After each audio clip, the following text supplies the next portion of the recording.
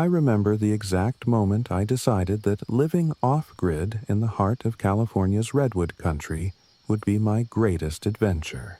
I'd been a nature photographer for years, chasing after fleeting light through every national park I could get to. The hustle of city life ground me down, always in search of the next gig, the next paycheck that would give me breathing room. My partner, Logan, had carpentry skills and a fondness for building things from scratch. Beth, my childhood friend, was the real free spirit among us. She'd spent so many summers living out of a van near Big Sur, gathering herbs, selling homemade salves at farmers markets, and forging her own path in life. The three of us pooled what little money we had, found a rundown cabin near Redwood National and State Parks, and decided to make it our home. As soon as we arrived, I was captivated. The redwood trees soared into the sky with an ancient grace that made me feel small and, at the same time, infinite. The morning light here is unlike anywhere else. It filters through the fog, creating silver beams that dance among the giant trunks. The soil is perpetually damp, the air thick with the scent of pine and sweet decay. Even before we brought in our boxes, I got out my camera and started snapping photos of everything I could. The twisted ferns growing beneath the shadows, the pale mushrooms sprouting on rotting logs, and the way the mist seemed to hover in place, as if deciding whether to sink into the earth or vanish into the treetops. The cabin was a single-story structure with peeling paint, sagging porch steps, and a front door that groaned every time you turned the knob. We hooked up a minimal solar array that Logan managed to score at an auction, supplemented with an old generator that we prayed wouldn't break down before we got fully settled. Our water source was the rain catchment system we rigged up, which meant every time it drizzled, Beth dashed outside to make sure the gutters weren't clogged by leaves or debris. We had the basics of a garden plot, though the shade from the redwoods would be a challenge. Everything here felt raw, untamed, and quietly formidable. We hadn't been living there long, maybe 2 or 3 weeks, when the first unsettling thing happened. I woke up earlier than usual one morning, well before dawn. My internal clock was still on city time, so I figured I'd brew some coffee on the old propane stove and watch the sunrise through the trees. I put on a jacket and stepped outside, hoping to capture some good morning shots. The world was eerily silent. No birds, no wind, just the soft patter of dew dripping from the leaves. That's when I noticed the footprints. They were large, disturbingly so, and clearly imprinted in the wet soil just beyond the porch. The toes were elongated, almost claw-like, with a stride that suggested whoever, or whatever, made them was enormous. I knelt down, pressing my palm beside one of the prints. It dwarfed my hand. My first thought was that this might be some bear prints that had elongated in the mud, but there was a distinctly human shape to them. The heel and arch looked human, or at least humanoid. I followed them for a few yards until they vanished into thicker brush. The cabin was still silent behind me. Part of me wanted to run back inside and wake Logan. Another part of me was so intrigued that I took out my camera to snap pictures, but in the faint light, the photos ended up blurry. I tried not to let it rattle me, told myself it was just an odd trick of the terrain, and carried on with my morning. When Logan woke up, I showed him the prints. He frowned and rubbed at the stubble on his chin, taking several seconds to stand there in thought. Could have been a prank from whoever owned this place before, he said uncertainly, though neither of us knew how footprints could be staged like that. Beth came out, took one look, and crossed her arms. She didn't say much, but she bit her lower lip, a telltale sign she was uneasy. Things didn't stop there. Almost every dusk, we began hearing strange knocking sounds that echoed through the forest. At first, we dismissed them as woodpeckers or the creaking of old trees in the wind. But this knocking was deliberate, rhythmic, like someone was using a branch to rap against a trunk in a pattern. On some nights, it sounded close. Other nights, it was more distant. We sometimes joked about Sasquatch, but the jokes had a nervous edge to them. I think the moment I realized we might be dealing with something truly ominous was one afternoon when Beth went foraging for medicinal plants. She was only gone a couple of hours, but when she returned, her face was pale, and her hands wouldn't stop shaking. We gathered around the small kitchen table and brewed tea, waiting for her to gather herself. Eventually, she admitted that she'd found small effigies woven from twigs.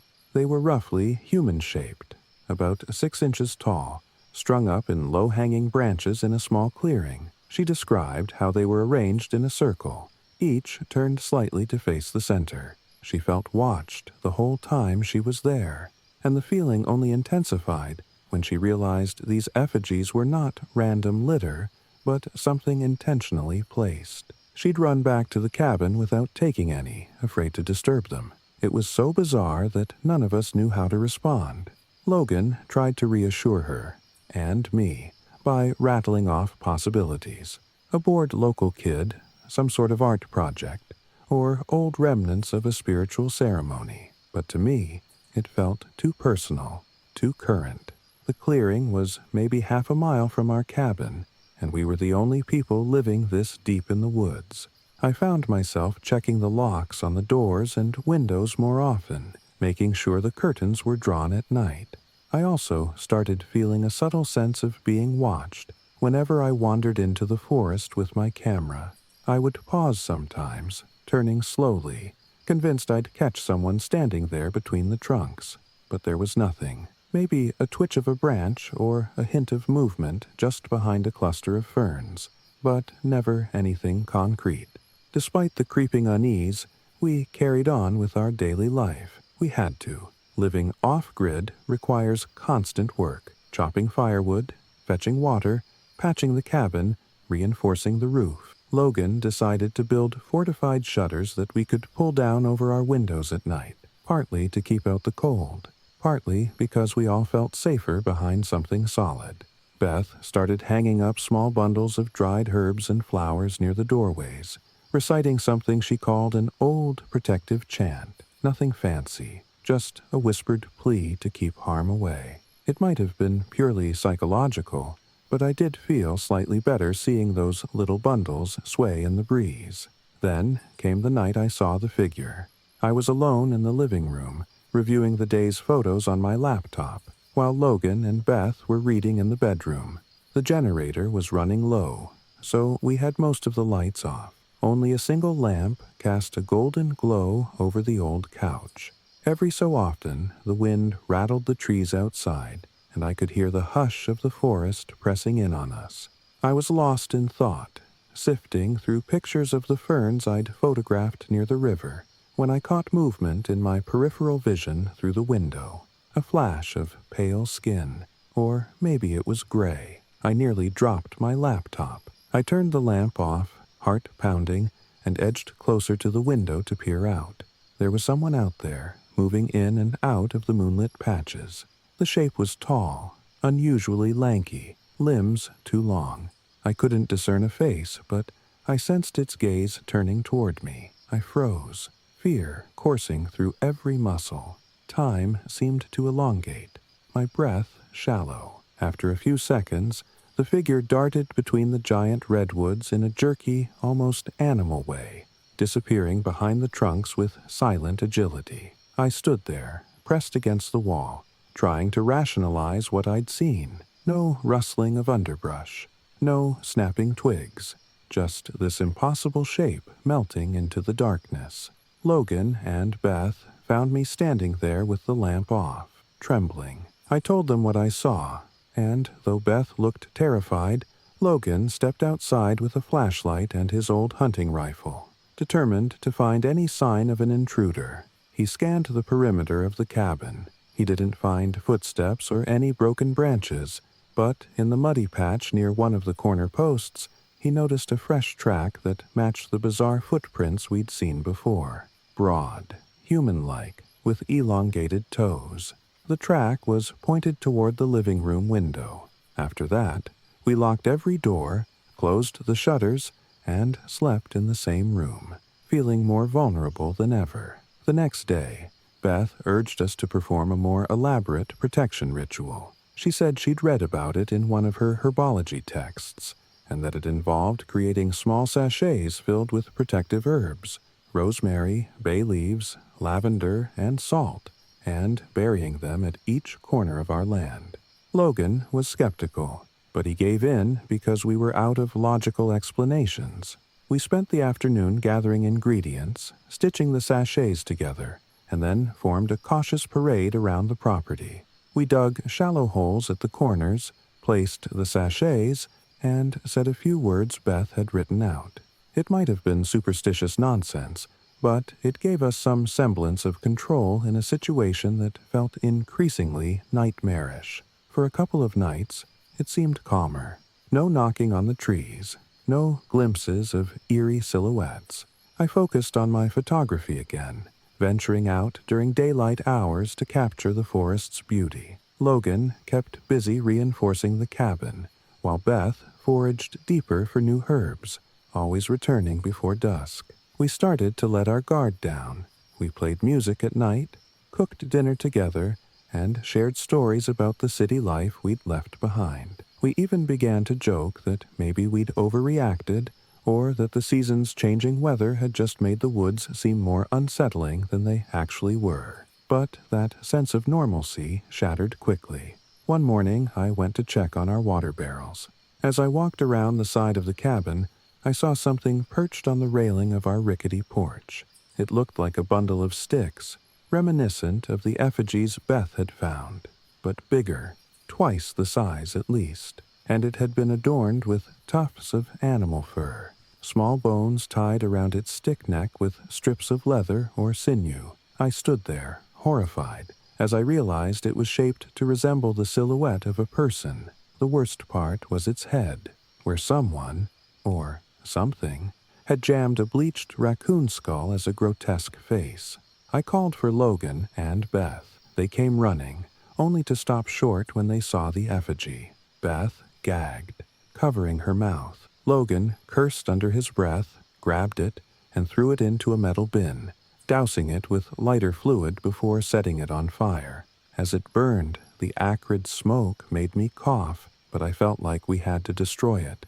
There was no question that this was a threat, some sign that we were being watched, perhaps even toyed with.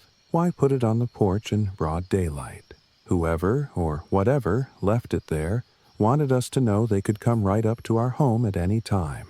After that, tension rose like a suffocating fog inside the cabin. We started sleeping in shifts, one person always on watch through the night. Logan rigged a makeshift alarm system of tin cans tied to fishing line around the perimeter. Beth insisted we keep a pot of incense burning on the porch, its herbal scent supposedly warding off negative energy. But I was so rattled that every crackle of a branch or gust of wind set my nerves on edge. Then came the incident that nearly broke me. Late one night, I had watch duty. I was sitting at the kitchen table, a mug of coffee in hand, and the only light came from a single lantern. Every so often, I walked to each window, peeking through the gap in the shutters. The forest was still, or so it seemed. I was about to sit back down when I heard a light scraping sound, like something brushing against the wall outside. My spine tingled. I set the lantern on the table, grabbed the flashlight, and pressed my ear to the front door. That's when a slow, deliberate knock echoed through the wood. 3 taps, each spaced out just enough to send my pulse hammering in my throat. I wanted to call for Logan or Beth, but I was paralyzed by fear. The doorknob rattled, not violently, but with a gentle, testing twist. The tin cans outside didn't make a sound, so maybe it had avoided or disarmed them. The notion that something could approach so silently and boldly pushed me into a half-panic. I forced myself to snap out of it, stepping back to grab the rifle propped near the window. Gripping it with sweaty palms, I shouted, "Go away, we're armed." But I heard nothing in response, only the sound of my own heart pounding in my eardrums. The knob rattled again, and then there was a scrape along the wooden surface as if claws, or very sharp nails, were dragging down the door. After a few seconds, Everything went silent. For 2 minutes, I stood there, rifle raised, certain I was about to see the door fling open, but it never did. Eventually, I heard footsteps moving away, heavy and deliberate on the porch, then fading into the dirt. When Logan burst out of the bedroom, he found me trembling, still pointing the gun at the door, tears forming at the corners of my eyes. In the morning, we found thin gouge marks on the door, shallow but undeniably deliberate. Logan and I followed a set of footprints that led around the side of the cabin and into the woods. They were the same kind we'd seen before, huge and human-like, but with an unnatural length to the toes. We lost the trail near a cluster of ferns, as if the thing had leapt away or vanished. Our hearts were in our throats. Beth mumbled something about needing stronger protections, but her voice carried little conviction. She was as scared as I was. At that point, we were forced to ask ourselves if we should cut our losses and leave. We'd only been here a few weeks, and while the land was gorgeous, it felt like we were trespassing in something else's domain. But, ironically, the land had already sunk its hooks into me. There was something about these redwoods, the hush of the forest, and the way the morning light painted everything in gold, that I couldn't bear to abandon. Yes, I was terrified, but also part of me was determined to stand my ground, to figure out what was happening, to prove, to myself more than anyone, that I wasn't going to be chased away by fear. Logan and Beth were torn. Beth, who had seen the twig effigies first, was uneasy about staying, but she also felt some spiritual obligation to restore balance here, to quell whatever malevolence we'd stirred up or encountered. Logan had a practical mindset. We had spent our savings on this property, and he hated the idea of giving it up without a fight. We made a pact that we'd do one more serious attempt to fortify our home and ourselves before making any final decisions. We spent the next few days turning the cabin into our fortress. Logan reinforced the doors with extra planks and installed sturdy bars across the shutters. We set up motion-activated lights outside, hooking them to the generator. Beth created more talismans, using every piece of herb wisdom she possessed, and we placed them at windows, door frames, and around the perimeter. Meanwhile, I scouted the forest in daylight, carefully, searching for anything that might hint at a lair or gathering place for this creature, or creatures, if there were more than one. My camera felt like a shield, but I never captured more than fleeting silhouettes or suspicious rustles of foliage. Still, I persevered, sometimes returning sweaty and unnerved, convinced I'd heard it breathing behind me. The final night before we decided whether to stay for good or leave, we all sat in the living room, each with a mug of tea in hand. The shutters were closed, the generator humming just enough to power our floodlights outside. Logan held the rifle. Beth clasped a small book of herbal blessings, and I had a flashlight, though my hands shook when I tried to hold it steady. We waited in tense silence, hearts pounding, determined to face whatever might come. Hours passed, and nothing happened. Midnight rolled by, then 2 in the morning, then 3. The floodlights caught every drifting moth, every leaf that tumbled across the clearing. Our minds started to wander, lulled by the cyclical hum of the generator. Then, in the stillness of the pre-dawn hours, there came a soft exhale near the back wall of the cabin. We all heard it, a quiet sigh, or maybe a hiss. Beth's eyes shot wide open. Logan gestured for silence, and we listened. Another breath, this one closer, like it was right behind us. The hair on my arms stood on end. Logan switched off the generator-powered lights, plunging us into near darkness except for the glow of the lantern. In that hush, we heard something moving around the side, a scraping of claws or maybe nails on the wooden siding. It circled slowly, as though testing every entry point. We huddled together. Beth began whispering her chant. My heart hammered like it might leap out of my chest. The creature, and I was certain now it was the same one I'd glimpsed, reached the front porch. With the lights off, we couldn't see it through the shutters, but we heard the boards groan under its weight. I braced for that knock on the door again. Instead, it moved across the porch, the footsteps strangely measured. I realized it might be listening for us, as we were listening for it. My palms were slick with sweat around the flashlight. For a moment, I truly thought it would force its way in, yet after a long, agonizing pause, we heard a low growl, an almost guttural moan, and the porch boards squeaked as it retreated back into the forest. We waited, on edge, until the first blush of dawn appeared through the cracks in the shutters. Then Logan flicked the lights back on, we unlatched the door, and he stepped outside. I followed tentatively, Beth right behind me. The early light revealed footprints all around the porch, but not as many as we'd expected. Like it had stood in specific spots, carefully. We found deep gouges in 2 of the wooden pillars, ragged and fresh. Something about them looked like a warning or a mark of territory. Yet again, it hadn't fully attacked. It lurked, threatened, but never broke through. That was the night we decided to remain. It might sound counterintuitive, but we felt a strange kinship with these ancient woods, as if we were interlopers who needed to earn our place here. I can't say we believe the creature will leave us in peace, but we resolved to find a way to coexist, through caution, respect, or any means necessary. Maybe there is a force in these redwoods older than our comprehension, something that sees us as trespassers. Or maybe it's a flesh-and-blood animal that has yet to be documented. I don't know. But something about facing it head-on gave us a sense of bizarre ownership over our own fear. Months have passed since that decision. We've had more odd occurrences, knocking at odd hours, footprints that circle the property, occasional effigies that appear in strange places. Yet we've also had long stretches of normalcy. The garden is slowly thriving, aided by Beth's green thumb.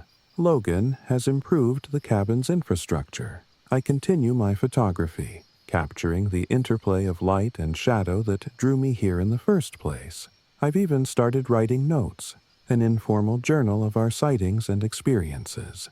It's partly an effort to understand what's happening, and partly a record, in case something ever goes wrong. Some nights I lie awake, listening to the hush of the forest, straining to hear the faintest sign that our visitor has returned. Other nights I sleep soundly, lulled by the wind through the towering redwoods. Living here is a constant dance with the unknown. One moment you feel cradled by the beauty of nature. The next, you're gripped by a primal terror that tightens every muscle. I guess that's the price of living alongside something wild, something that doesn't follow the rules of human society. I often wonder if I'll ever capture it on camera, a definitive shot that proves its existence. Part of me hopes I never do, that the forest keeps its secrets and allows us to simply exist here, side by side. Because despite everything, I've fallen in love with this place and the life we're building. If that means cohabitating with an entity I'll never fully understand, then so be it. I came here searching for inspiration, and I found something both terrifying and magnificent. Maybe that's what real inspiration is, a reminder that the world is vast and full of mysteries we can't easily explain, that life at the edge of civilization demands a kind of respect we've forgotten in our crowded cities. So we stay. Every morning, I wake to the creaking of the world's tallest trees, step out onto the porch, and breathe in air so fresh it almost stings my lungs. I always check the ground first, scanning for footprints or any gift the forest may have left. Sometimes I find nothing but the usual scatter of pine needles. Sometimes I find something else, an odd twig figure, a claw mark, or an uneasy hush that warns me we're not alone. But it's our home now, and I wouldn't trade it for anything, not even the certainty of safety somewhere else. We don't claim victory over whatever's out there. We don't pretend we've made peace, but we've reached an understanding, however precarious it might be. I expect more nights when I hear that dreadful knocking, or see that tall silhouette slipping between tree trunks at the edge of my vision. I don't think I'll ever stop feeling that jolt of fear. But as I stand here in the glow of the California sun, camera in hand, I realize this land has become part of me, and in its own strange, threatening way, maybe it's accepted us, at least for now. I still remember the day we drove into Townsend like it was yesterday, a day thick with humidity and the distant murmur of a life I was desperate to leave behind. I had just left behind the regimented chaos of military life, along with memories I wasn't sure I'd ever escape, and Abby, my rock, was determined to help me find some semblance of peace. The old cabin we purchased sat on the fringe of the Great Smoky Mountains, a place where nature seemed to whisper secrets in a language older than any I'd ever known. I thought that by retreating into the wild, I could leave behind the constant, oppressive hum of urban life, and perhaps, in the stillness of the woods, heal the wounds that my service had left. Our new home was a weathered structure with peeling siding and creaky floorboards, but it was nestled amidst towering pines and rugged trails that promised solitude. Every morning, I woke up to a soft, diffused light that filtered through a thick mist, and every night I was lulled by the gentle symphony of rustling leaves and distant animal calls. Yet, beneath that serene facade, something unfathomable lurked, a presence that neither Abby nor I could quite explain, at least not until the nights began to unfold their eerie surprises. At first, it was small things. Echoes of laughter that carried through the fog in the dead hours of night. I remember lying in bed one particularly restless night, the darkness punctuated by the soft, high-pitched giggles of children. It was an odd sound in a place where no children should be wandering. The nearest town was miles away, and our neighbors were as reclusive as the mists that shrouded the mountaintops.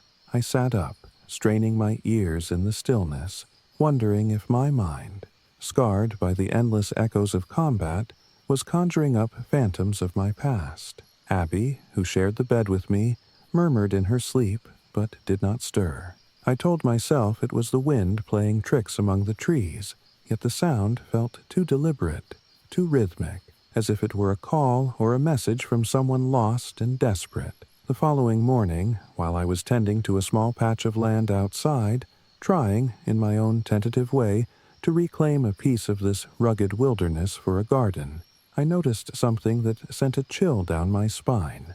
On the fogged-up window of our cabin, there were faint, almost translucent handprints. They were small, delicate, and appeared as if drawn by a child's tiny fingers. I wiped at the glass in disbelief, but the prints reappeared, as if someone had traced them anew, leaving behind an imprint of something not quite human. I shared this with Abby over breakfast. Her oatmeal and strong black coffee barely masked her concern. She insisted it was a natural occurrence, perhaps condensation forming patterns in the cold, but I couldn't shake the feeling that these were deliberate signs, messages from the forest itself. In the following days, the feeling of being watched became almost constant. I would catch fleeting glances of movement out of the corner of my eye as I walked through the property. Shadows seemed to dart just beyond my vision, vanishing whenever I tried to focus on them. There were moments when I'd feel an inexplicable chill brush past me, even when the humid mountain air promised nothing but warmth. At dusk, when the world transformed into a monochrome silhouette of trees and fading light, the tree line itself seemed to pulse with an unseen energy, as though it were alive with hidden eyes. I couldn't help but think of the countless nights I'd spent in far more dangerous territories, facing enemy fire or the icy grip of ambushes. Yet this was an altogether different kind of terror, a slow, creeping dread that seeped into the soul. One evening, as the sky bruised into twilight and the fog rolled in thicker than ever, Abby and I decided to venture out for a walk, hoping that the physical exertion and the beauty of the Smokies might calm our frayed nerves. The path we trod was lined with ancient trees whose gnarled branches twisted upward like pleading hands. I kept close to Abby, whose steady presence had always been a balm for my anxious thoughts. As we strolled along the narrow trail, the forest was almost unnaturally silent. I kept expecting the playful giggles from the night before to echo softly through the undergrowth, but instead there was a heavy, suffocating quiet. It was in that silence that I first noticed something odd, the faintest outline of tiny footprints along the damp earth. They were scattered randomly, almost as if a child had skipped carelessly over the ground. I knelt down to inspect them, and though the prints were shallow, they were unmistakably there, tiny impressions that no adult could have left. I felt a knot of unease tighten in my chest. That night, sleep eluded me. I lay awake, haunted by the day's discoveries, and the creeping sensation that something was reaching out from the dark corners of the cabin. When I finally dozed off, it wasn't long before the nightmares began. I found myself reliving hazy memories of a far-off battlefield, intermingled with visions of spectral children wandering in a ghostly parade, their faces blurred and eyes hollow. In these dreams I would see their silhouettes standing at the foot of my bed, silent and watchful, their presence as unsettling as it was inexplicable.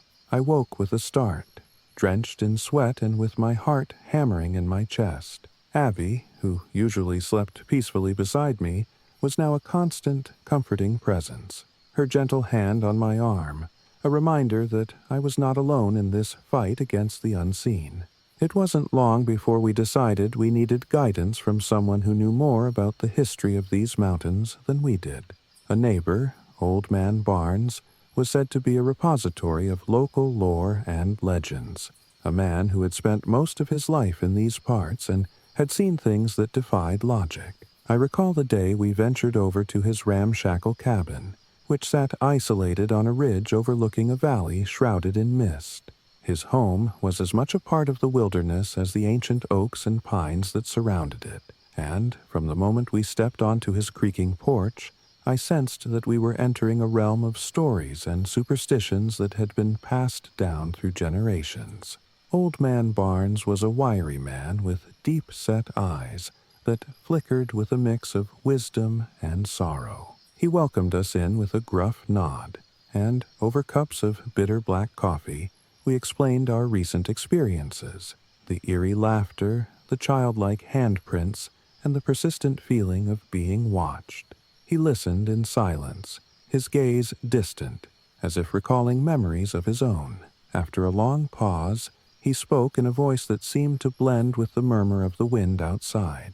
The Smoky Mountains have always been a resting place for souls that never found their way home, he said slowly. There's an old story about the spirits of lost children, wandering these woods in search of what they left behind in life. They're not here to harm you exactly. They're here because they're lost, and sometimes their longing spills over into the living world. His words, simple as they were, sent a shiver down my spine. I could see Abby's eyes widen, and even though I'd heard my share of ghost stories from fellow soldiers in quieter moments, this felt profoundly real, rooted in the land, in its very history. Old Man Barnes went on to explain that these restless spirits might be drawn to places where pain and loss lingered, where the scars of life had not yet healed. He suggested that we perform a cleansing ritual, a series of traditional Appalachian folk prayers, and the burning of sage to clear away the negative energy. That evening, we returned to our cabin with a bundle of sage and a small, well-worn book of prayers that Barnes had lent us. Abby, who had learned much from her own studies and experiences in gardening and natural remedies, took charge of the preparations. Together, we set about creating a circle of protection around the cabin. I was skeptical at first. My military mind inclined to see such rituals as mere superstition, but as the pungent smoke of burning sage curled through the night air and the soft murmur of Abby's prayers filled the space between us, I felt an unexpected calm settle over my troubled mind. For several nights, it seemed as though the ritual had worked. The oppressive laughter was replaced by a subdued hush, and the eerie feeling of being watched lessened to a background murmur. like the distant roll of thunder before a storm. I began to believe that perhaps, in acknowledging the sorrow of these lost souls and offering them some form of peace, we were lessening their need to intrude upon our own lives. Yet, even as the nights grew quieter, I found that my internal battles continued. Memories of my service, of lost comrades, and the unending barrage of noise and conflict still haunted my dreams. I would wake in the darkness, disoriented and alone, only to hear the soft, almost imperceptible echoes of children's voices that no one else seemed to notice. Each time, I would force myself to recall Old Man Barnes's words, reminding myself that these were not enemies in the conventional sense, but wandering souls in need of solace. One particularly cold and misty night, a week after the ritual, I awoke to a sensation that froze me in place. I sat up in the dark, heart pounding, convinced I could hear the sound of small feet pattering on the wooden floor. I lay there, every sense heightened, until the sound came again, a deliberate, soft tread that moved slowly across the room. I reached for the bedside lamp, flicking it on, and the dim light revealed the vague outline of a child at the far end of the room, standing by the window. I couldn't see a face, only a silhouette that seemed to shimmer and blur at the edges. My breath caught in my throat. I whispered, "Abby?" But there was no response. The figure turned its head, or at least it seemed to, and for a brief moment, I thought I saw eyes, empty, pleading eyes that locked with mine. I jerked the lamp off, plunging the room into darkness, and the figure vanished. The terror of that moment left me trembling long after I managed to coax myself back to sleep. The next morning, with the first pale light filtering through the foggy windows, I recounted the episode to Abby over a cup of coffee. Her gentle hand on mine conveyed more than words ever could, a silent reassurance that we would face this together. We decided then that we couldn't let our fears paralyze us. If these spirits were indeed lost children, then perhaps we owed it to them to help ease their suffering, to honor their memory by giving them the peace they had been denied. That afternoon, we revisited Old Man Barnes, who listened with a solemn nod as I recounted what I had seen. He told us that such apparitions were sometimes a prelude to more intense manifestations, a way for the spirits to call for attention before their anguish swelled into something more dangerous. He advised us to keep a light on through the night, to speak kindly to any presence that might appear, and to never let fear override compassion. His words resonated with me, stirring memories of orders given in the field, to never lose sight of our humanity, even when surrounded by chaos. In the weeks that followed, we implemented Barnes's advice with a quiet resolve. Every night, before going to bed, I would open a window just a crack and speak softly into the darkness, offering greetings and wishes for rest to any wandering spirit. Abby, ever the nurturer, began leaving small offerings by the windowsill, a bowl of water, a few wild flowers, sometimes even a scrap of bread, items that might seem trivial, but in the hushed language of the mountains, they felt like tokens of empathy. I must admit, I wasn't entirely convinced at first. My military training had taught me to rely on concrete actions and hard evidence, not on whispered prayers or symbolic gestures. But as the nights wore on, and the once frequent sounds of laughter and footsteps diminished to a barely audible murmur, I began to believe that our efforts were making a difference. Yet the mountain is a place of secrets, and not all of them are so easily soothed. There were nights when the silence would be shattered by a sudden, heart-stopping scream, a cry that seemed to emanate from deep within the forest itself. I remember one such night when, around 3 a.m., the sound sliced through the darkness, leaving an echo of despair that reverberated in my very bones. I bolted upright, and for a long moment I lay there in the oppressive darkness, listening for any sign that the sound was repeating. It did, again and again, until the forest seemed to pulse with an unseen agony. I woke Abby, and together we sat on the edge of the bed, the quiet only broken by our hushed voices and the distant, mournful echoes that no one could explain away. I spent the next several days in a state of restless vigilance, patrolling the property at twilight and checking every window for traces of the tiny handprints. Abby and I grew closer in those moments of shared fear and determination. Each time the haunting sounds and fleeting apparitions tried to unravel us, we clung to each other, determined to confront the mystery head-on rather than retreat in terror. I found a strange sense of purpose in this struggle, a feeling that, for the first time since my discharge, I was fighting for something that truly mattered. It wasn't about survival in the conventional sense, but about reaching out to those who had been forgotten, easing the burden of their unfulfilled lives. I began to document everything in a journal, a habit I'd picked up during my time overseas to cope with the endless horrors of conflict. I wrote down every detail, the time of each sound, the description of each apparition, even the precise pattern of the handprints on the windows. It became a kind of ledger, a way of both bearing witness and attempting to understand what forces were at work in these ancient woods. I recall one entry where I wrote, "Tonight, the mist is so thick it's as though the forest itself has become a living shroud, concealing secrets that once stirred in the daylight. I hear faint whispers that speak of longing and sorrow, as if the mountain is trying to tell me its story."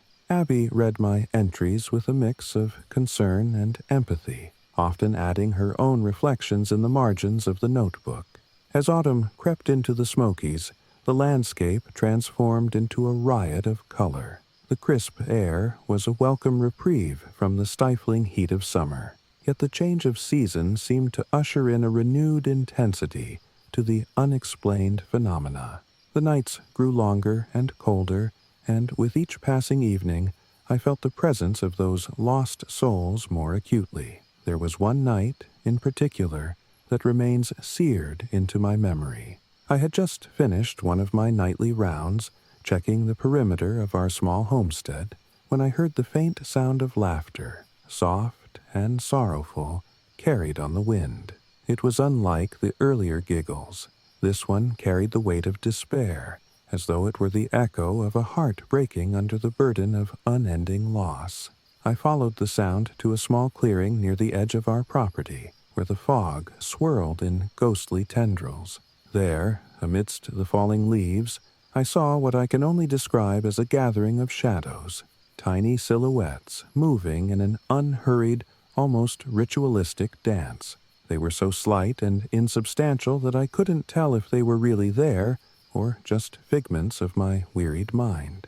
Yet I felt their collective sorrow, a silent plea for recognition and rest. That night, as I returned to the cabin with my heart heavy from what I'd witnessed, Abby met me at the door. Without a word, she wrapped her arms around me, her warmth a stark contrast to the cold dread that had accompanied me from the forest. In that embrace, I understood that our battle wasn't just against unseen specters. It was against the despair that had haunted me long before I set foot in these woods.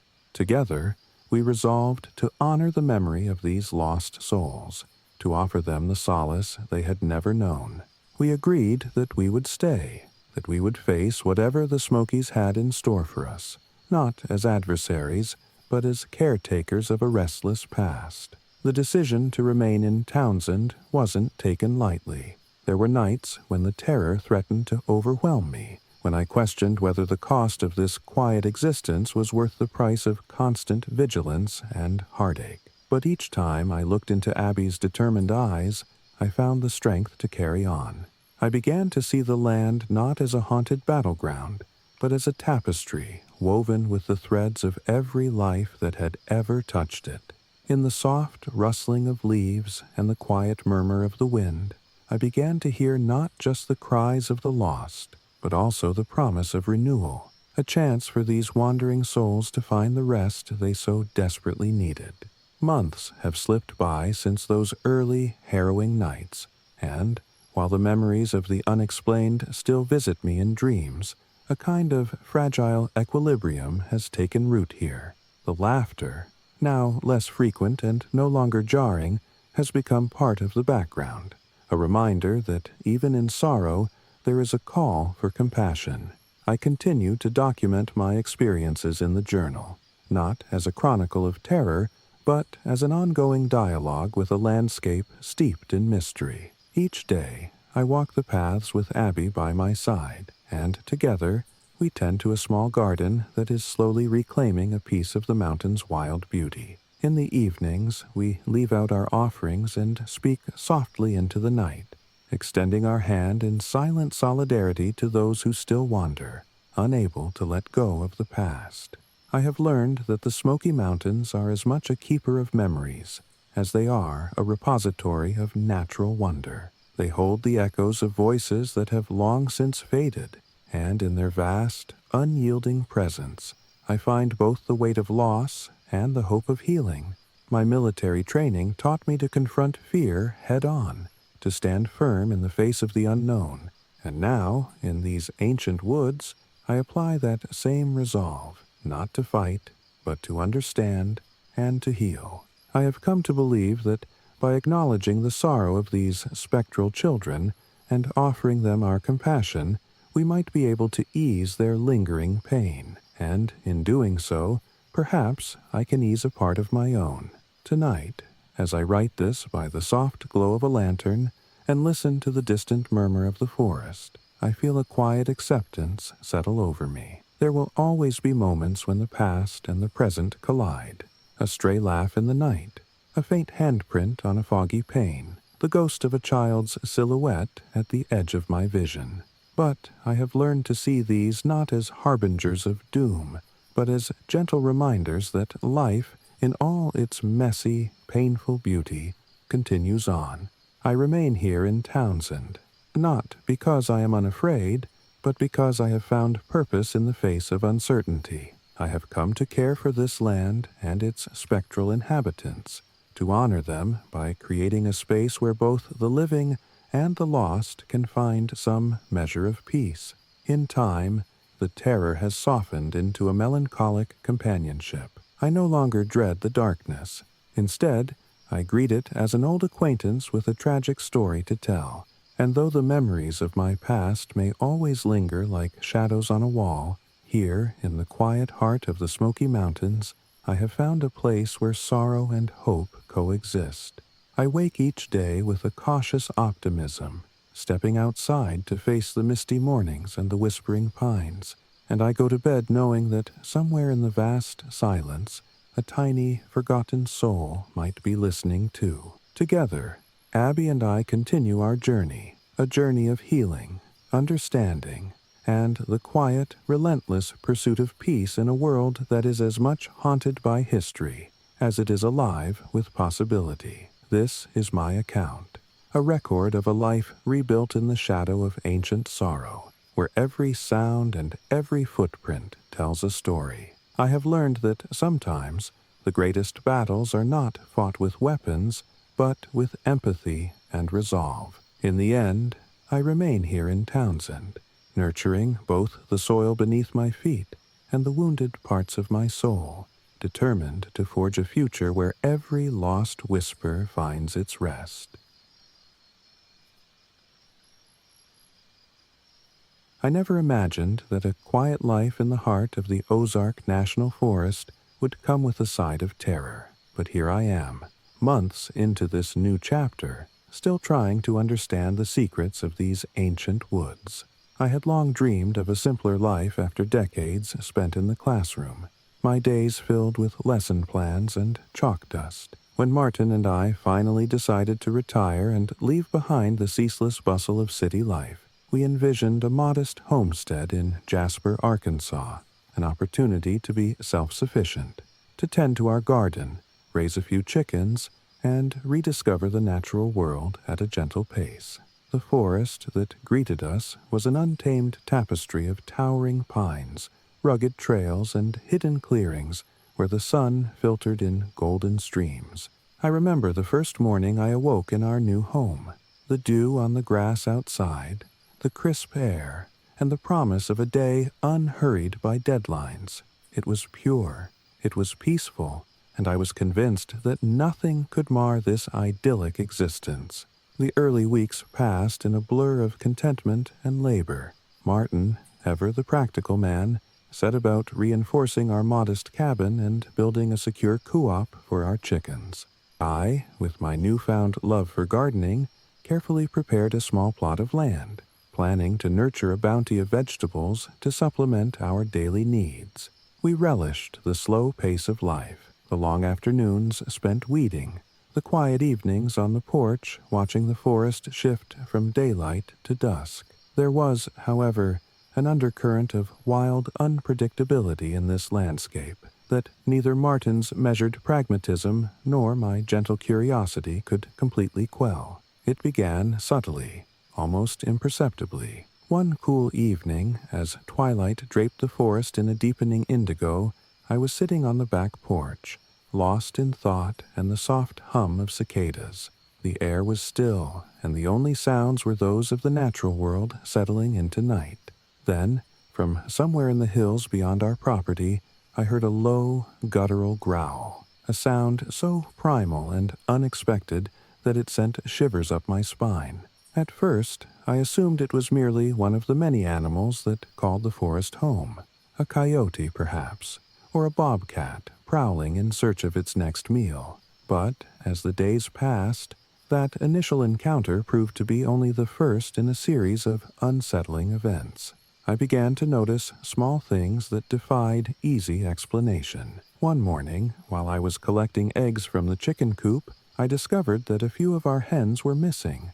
The coop showed no signs of forced entry. The door was latched and secure as usual, and there were no obvious footprints or signs of a struggle. It was as if they had simply vanished into the night. Martin frowned and insisted that perhaps a predator had taken them, but the absence of any struggle, any torn feathers or scattered feed, made him hesitate. We replaced the missing birds, but the mystery only deepened as similar disappearances occurred in the following weeks. Always a few chickens gone, always with no trace of their would-be captor. Then came the nights when the forest itself seemed to come alive with something malevolent. I had always been a light sleeper, a habit formed during long years of restless nights grading papers and worrying about unruly students. On a full moon night, when the silver light draped everything in an almost ethereal glow, I sat by the window with a mug of tea, watching the trees sway gently in the breeze. In that luminous darkness, I caught sight of a silhouette at the tree line, a tall, vaguely humanoid shape that seemed to shift and undulate as if it were not quite bound by the laws of nature. It stood there motionless for what felt like an eternity, watching before melting into the darkness as silently as it had appeared. I stared, heart pounding, convinced that my eyes were playing tricks on me. Yet, deep down, I knew that what I had seen was no trick of light. It was a presence, something both ancient and deeply unsettling. As the weeks wore on, our small haven became a place of quiet vigilance.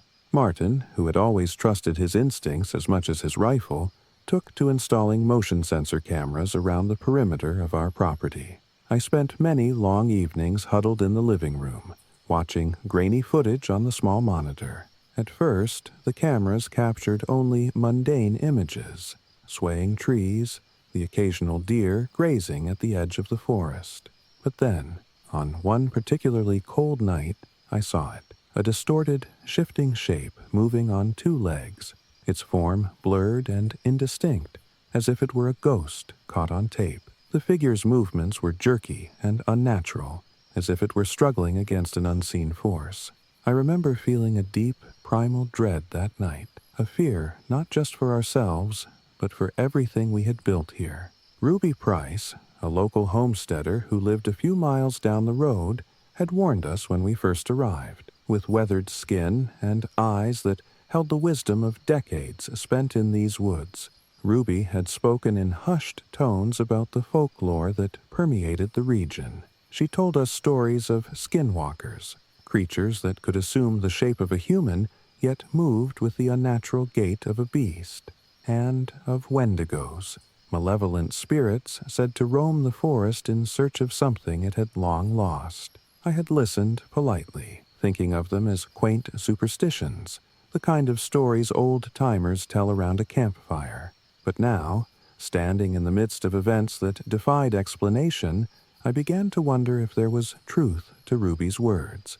It was one crisp autumn evening, when the air was laced with the scent of fallen leaves and wood smoke, that things reached a boiling point. Martin and I had been alerted by the camera footage to a series of disturbances near our garden. At first, it was just the feeling that someone, or something, had been lurking too close, but then we discovered deep gouges in the fence and tufts of fur caught on the rough wood. The markings were not those of any animal we recognized. They were too deliberate, too patterned, as if meant to send a message. Martin, ever the realist, insisted that we needed to shore up our defenses, to protect not just our property, but our very way of life. So we decided on an all-night vigil, armed with nothing more than flashlights, our cameras, and a few old hunting rifles that Martin kept for emergencies. That night, I remember feeling a strange mix of determination and despair. The wind whispered through the trees, carrying with it the murmur of the unknown. We took our positions near the weak spots in our fence, our eyes straining against the darkness. I sat huddled in the kitchen, my heart pounding in my ears, as Martin scanned the horizon with a steady gaze. Hours passed in a tense silence, punctuated only by the occasional rustle of leaves or the snap of a twig. And then, as if on cue, the low growling began again, this time closer, more insistent. It seemed to come from all around us, a chorus of animalistic snarls that sent tremors through the ground. I felt the hairs on my arms stand on end, and my breath caught in my throat. Martin's grip tightened on his rifle as he whispered, "Stay calm, Angela. We're right here." The hours dragged on, each minute stretching into an eternity. At times, I could almost believe that the creature had circled back, that it was watching us from behind the thick line of trees. My eyes strained in the darkness, and I found myself questioning every shadow, every flicker of movement. Then, just as the first hints of dawn began to break through the darkness, the growling receded, leaving us alone with the quiet sound of our own breathing. We waited a while longer, too afraid to relax until we were absolutely sure that the night had truly passed. When the morning finally came, pale light creeping over the hills, we discovered new evidence of our visitor, a set of large, deliberate footprints pressed into the soft earth by the edge of the fence. They were too large to be human, yet too measured to be the tracks of a wild animal. I knelt down, tracing the outline with trembling fingers, feeling the weight of the unknown pressing upon me. In the days that followed, Martin and I debated our next course of action. Part of me longed to run, to pack our few belongings and leave this place of both breathtaking beauty and inexplicable menace. But another part, one that had drawn me to these woods in the first place, whispered that we were meant to stay, to confront whatever lay hidden in the darkness. We could not simply abandon our land, our garden, or the promise of the life we had begun to cultivate here. And so, despite the mounting evidence that something was stalking our perimeter, we resolved to stay and fortify our home. We repaired the fence, reinforcing it with heavier boards and thicker wire, and Martin added extra locks and latches to our doors. I began to set up small wards around the property, following advice that I had gleaned from old books and Ruby's own warnings. Simple talismans fashioned from dried herbs and small stones, arranged in patterns meant to confuse and deter any malevolent presence. There were moments of fragile hope amidst the fear. The garden began to flourish, the vegetables growing plump and vibrant under my careful tending. The chickens, though their numbers were dwindling, seemed content to scratch in the dirt and peck at the feed I left out. For a while, it almost felt as though the forest had accepted our presence, as though our efforts at fortification had managed to create a small sanctuary against the unknown. Yet, On nights when the full moon rose high in the sky, I would lie awake listening to the forest, haunted by the memory of that shifting silhouette and the echo of the low growls that still resonated in the distance. One particularly harrowing night, when the wind howled like a chorus of lost souls and the rain began to patter against the roof in a relentless cadence, I found myself unable to sleep. I sat by the window, wrapped in a thick quilt, trying to ignore the feeling of eyes upon me. In the darkness, the forest outside seemed to pulsate with an otherworldly rhythm. I remember thinking about Ruby's cautionary tales, the stories of skinwalkers that could mimic human form, and of wendigos that wandered the woods with an insatiable hunger. The more I tried to dismiss these thoughts as mere folklore, the more vivid they became in the back of my mind. Every creak of the house, every rustle in the underbrush, seemed to confirm that something was out there, lurking, waiting. I eventually dozed off fitfully, only to be roused by a sound so jarring it jolted me fully awake. It was a scraping noise, like something dragging along the wooden siding of our cabin, persistent and deliberate. I sat up in the dark, heart hammering, and strained my ears to catch any further sound. For several long minutes, the noise persisted, punctuated by an occasional indistinct whisper of movement. I fumbled for my phone to check the time, but in the dim light, my trembling fingers dropped it. I could not tell if the sound was coming from directly outside or from somewhere within the perimeter of our property. Finally, the noise ceased as abruptly as it had started, leaving a heavy silence in its wake. I lay there, wide awake and overwhelmed by a sense of dread so profound I feared it might never leave me. The next morning, over a modest breakfast of toast and coffee, Martin and I discussed the events in hushed tones. His steady, no-nonsense approach was a balm to my racing thoughts. "We're going to get through this," he said firmly, placing a reassuring hand over mine. "We'll figure it out, one step at a time." His optimism was infectious, but even he could not entirely hide the worry in his eyes.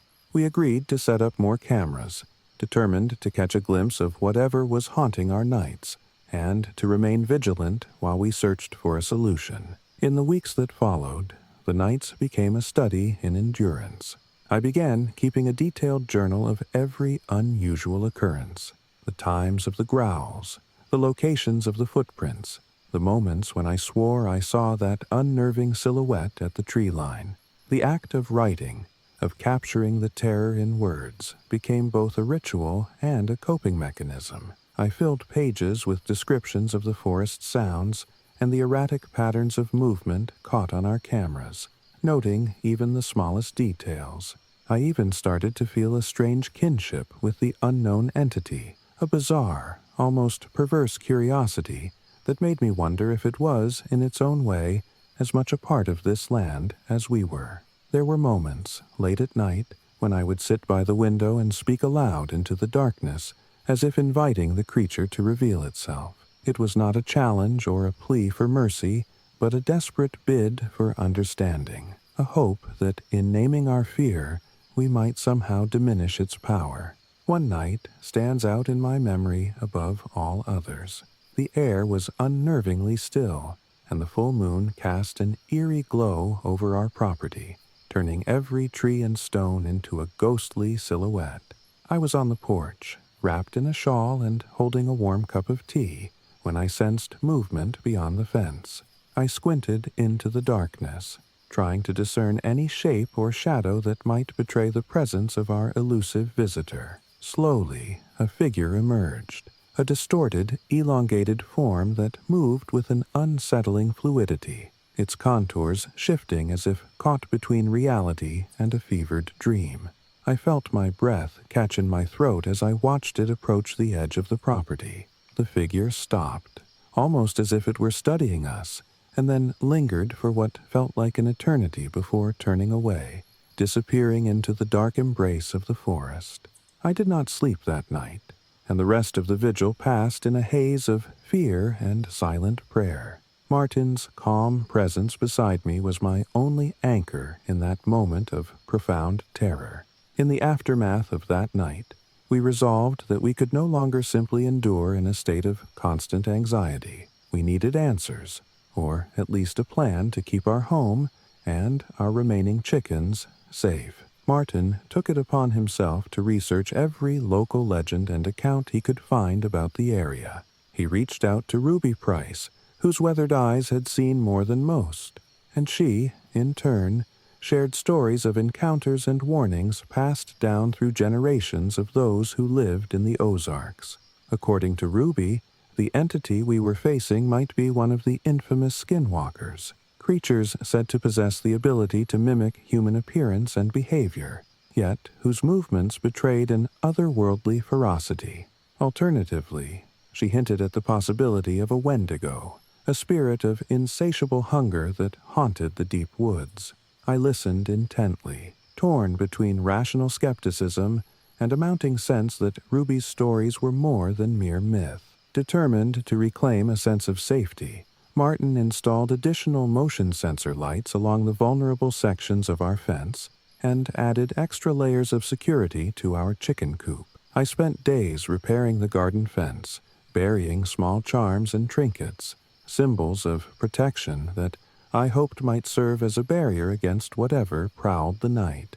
Each act of fortification, each nail hammered into weathered wood, was an assertion of our right to exist here in the wild, to reclaim a piece of the world for ourselves. I found a strange solace in these efforts, a belief that perhaps by actively resisting the unknown, we could reclaim some measure of control over our lives. Even as our defenses improved, the forest continued to send us reminders of its inscrutable nature. The growls persisted, though with less frequency, and the footprints, though still mysterious, gradually became less pronounced as if the creature was growing cautious in our presence. I began to accept that there might never be a neat resolution, that we would always live with the shadow of the unknown lurking at the edges of our vision. And yet, despite the ever-present fear, there was a quiet determination in my heart, a resolve to nurture the life we had built, to protect our land and our future against the encroaching darkness.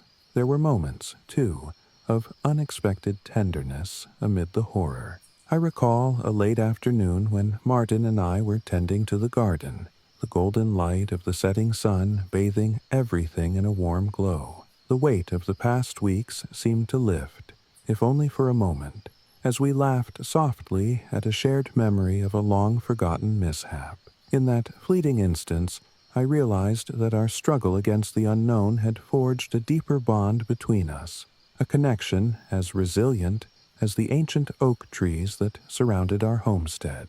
It was a reminder that even in the midst of terror, life finds a way to persist, to flourish in defiance of fear. Now, as I sit here writing by the dim light of an oil lamp, I am filled with a mix of apprehension and acceptance. The Ozark National Forest is a place of contradictions, a sanctuary of natural beauty, and a realm of inexplicable dread. I know that the nights will continue to bring whispers of low growls, fleeting shadows, and the eerie sense of being watched. I have learned to greet these moments with cautious resolve rather than panic, to meet the unknown not with desperate flight, but with a steady determination to protect the life I have chosen. Martin remains my steadfast partner in this strange, unsettling dance with nature, and together we have come to accept that some mysteries are meant to remain unsolved. I do not claim to understand the nature of the creature that stalks our nights, nor do I expect that our fortifications will one day banish it entirely. But I do know this: the land we have claimed is ours, and we will guard it with every ounce of strength we possess. In the quiet hours before dawn, when the forest seems to hold its breath, I still sometimes glimpse a distorted shape moving among the trees, a reminder that in these wild woods, beauty and terror are inextricably intertwined. And though I often lie awake wondering what new sign or symbol of the unknown might greet me in the darkness, I also find a profound gratitude for the life we have built here, a life defined not by the absence of fear, but by the courage to face it. This is my account of living on the edge of the mysterious, of tending a humble garden under the gaze of ancient pines, and encountering a presence that defies explanation. Every day is a lesson in both vulnerability and resilience, a constant negotiation with forces beyond our control. I have learned that to live in the Ozarks is to accept that not every question will have an answer, that some nights will be filled with unspoken warnings and the weight of unseen eyes. Yet, in that uncertainty, there is also a strange, undeniable beauty, a testament to the wild, untamable spirit of nature and the quiet strength of those who choose to stand their ground. So I continue to rise with the sun, to nurture the soil and the fragile life it supports, and to confront each night with a steady heart. The forest is alive with secrets, and though I may never fully understand them, I have come to see that my own story is now interwoven with its timeless narrative. I remain here, in the shadow of towering trees and under the ever-watchful moon, determined to protect this land and the life it sustains, even if it means living with the constant reminder that the wild holds mysteries that no human can ever completely tame.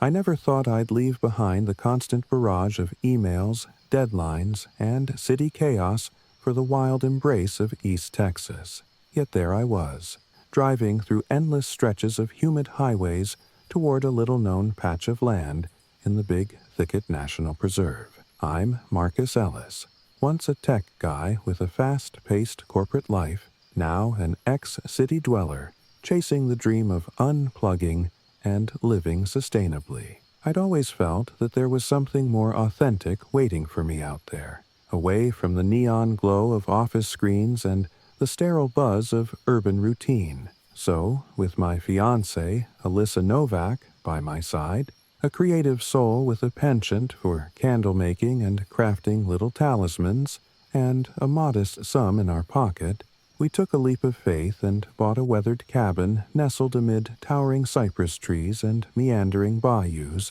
that define this part of Texas. The first few days were a heady mix of hope and hard work. The cabin itself was a relic, built decades ago with a stubborn charm that somehow suited our plans perfectly. Its wooden planks creaked with history, and the own floor plan left us with a sense of spacious freedom. Outside, the land was wild and lush, with thick underbrush and tall trees draped in Spanish moss, a scene that was as beautiful as it was intimidating. I spent hours mapping out the property, using both my trusty smartphone, which still connected to Apache Signal, and an old paper map I'd found at a local curiosity shop. Alyssa was equally excited, her eyes lighting up every time she discovered a new clearing or a perfect spot for her next art project. The promise of self-sufficiency, of growing our own food and building our lives in sync with nature, was intoxicating. But nature, as I soon learned, has its own plans. Almost immediately, the environment began to test us. The high humidity was relentless, seeping into every crevice of the cabin and turning the wooden beams into spongy relics of rot if left unchecked. Mosquitoes, relentless in their buzzing persistence, made every outdoor task a test of endurance. And the bayou water, which we relied on for our daily chores, was unpredictable, rising suddenly after a summer rain and threatening to flood our makeshift garden. I chalked it up to the challenges of off-grid living and a necessary sacrifice on the road to a simpler life. I reminded myself that every hardship was part of the adventure. Yet, even as I embraced these practical obstacles, there were other, less tangible things stirring in the dark corners of the thicket. The first hint that something was off came on a balmy night when I was tinkering with our solar panel array on the back porch. I was alone, the air heavy with the promise of a summer storm, when I began to hear a faint, rhythmic chanting. At first, I assumed it was just the wind whistling through the pines, or perhaps the distant hum of cicadas, but the sound was too deliberate, too structured. a chant that seemed to carry a message in a language I couldn't decipher. I stood there, my tools in hand, and listened as the low, almost imperceptible murmur of voices rose and fell with the breeze. The sensation was unnerving, a feeling that the very land was speaking in tongues, warning me of something hidden in the swampy darkness. I couldn't decide whether it was my imagination, fueled by my exhaustion from long days of labor, or something more sinister lurking beyond the veil of trees. The next morning, while exploring a narrow trail that wound its way through the dense underbrush, I stumbled upon something that made my skin crawl. There, dangling from a low-hanging branch, was what could only be described as a totem, a crude arrangement of animal skulls and weathered bones, bound together with strips of old leather. I remember crouching down in the dim morning light, my heart pounding as I reached out to touch one of the skulls. It was impossibly delicate, a relic of some long-forgotten ritual. I couldn't shake the feeling that the totem was meant as a warning, a marker placed deliberately to signal that we were not entirely welcome on this land. The craftsmanship wasn't refined. It was raw and unsettling, as if done in a fevered state by someone who meant to invoke fear. I took a few photos with my camera, my hands trembling slightly as I did so. Later, when I showed them to Alyssa, she recoiled as if burned. "That wasn't natural," she whispered, her eyes wide with a mix of wonder and dread. "It feels cursed." I wasn't sure what to make of it at the time, but the image of that macabre totem haunted my thoughts in the days that followed. Our initial excitement soon gave way to a pervasive sense of unease.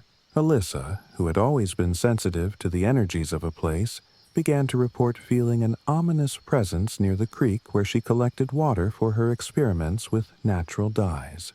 She'd pause, mid-task, and stare blankly into the mist that rose from the water's surface, as if she were waiting for something to emerge. One morning, as I was reading the news on my laptop in the cramped kitchen, she burst in, her face pale and eyes shining with unshed tears.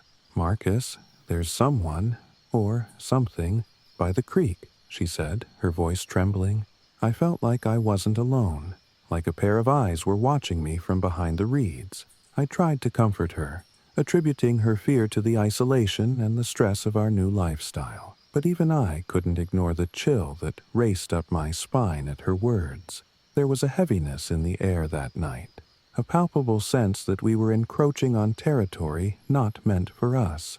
Then it all came to a head on a night that still keeps me awake. It was near midnight, and the sky was clear, the full moon casting an eerie silver glow over the bayou. I had been lying in bed, unable to shake the feeling of unease, when I heard the chanting again, this time louder, closer. I couldn't sleep. I felt compelled to investigate. Grabbing my old hunting rifle, something I'd kept from a previous life as a precaution, I crept out onto the back porch. The humid air clung to me like a damp shroud as I scanned the darkened landscape with a flashlight. At first, there was nothing but the soft rustle of leaves and the occasional croak of a distant frog. But then, emerging from behind a cluster of cypress trees, I saw them, figures, cloaked in dark, hooded garments, moving in a deliberate, almost ceremonial formation. They gathered in a small clearing not far from our cabin, their faces hidden beneath deep hoods that obscured all features. Their mouths moved in unison, chanting in that same low, rhythmic tone I'd heard earlier. The sight was surreal, like a scene lifted straight from a nightmare. I felt both paralyzed and driven by a compulsion to document what I was witnessing. So I raised my camera and took several quick photos, though the images were blurry and indistinct. I rushed back inside, my pulse thundering in my ears. I told Alyssa what I had seen, and though her eyes were filled with terror, there was a flicker of determination there as well. Without a word, she grabbed a small pouch filled with various handmade charms, trinkets she'd crafted from bits of wood, beads, and dried herbs, and began placing them strategically around the cabin's perimeter. "These are for protection," she explained softly. her voice steady despite the fear that laced every word. I tried to reassure her, telling her that we'd get through this together, that I wasn't about to let some cult-like ritual tear our lives apart. But deep down, I knew that the very land we had come to claim was revealing its darker side. The following day, I decided to seek some local wisdom.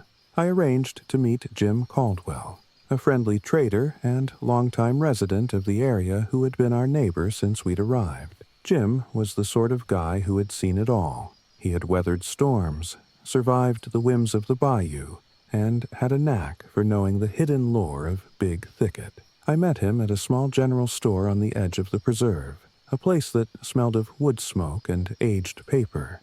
Over lukewarm coffee and a plate of homemade biscuits, I recounted the strange occurrences of the past few days, the chanting, the totems, the hooded figures. Jim listened intently, nodding slowly as if he'd been expecting such tales all along. "There's been talk for years," he said in a low, gravelly tone. "People whisper about dark cults and secret rituals deep in these woods. They say that some groups have been drawn to the thicket for its isolation and raw power. It's not uncommon for them to gather on nights like this, when the moon is full and the spirits are said to be awake." His words sent a shiver through me. I had heard local legends in passing, but hearing them spoken with such certainty by someone who'd lived here all his life made everything feel real and imminent.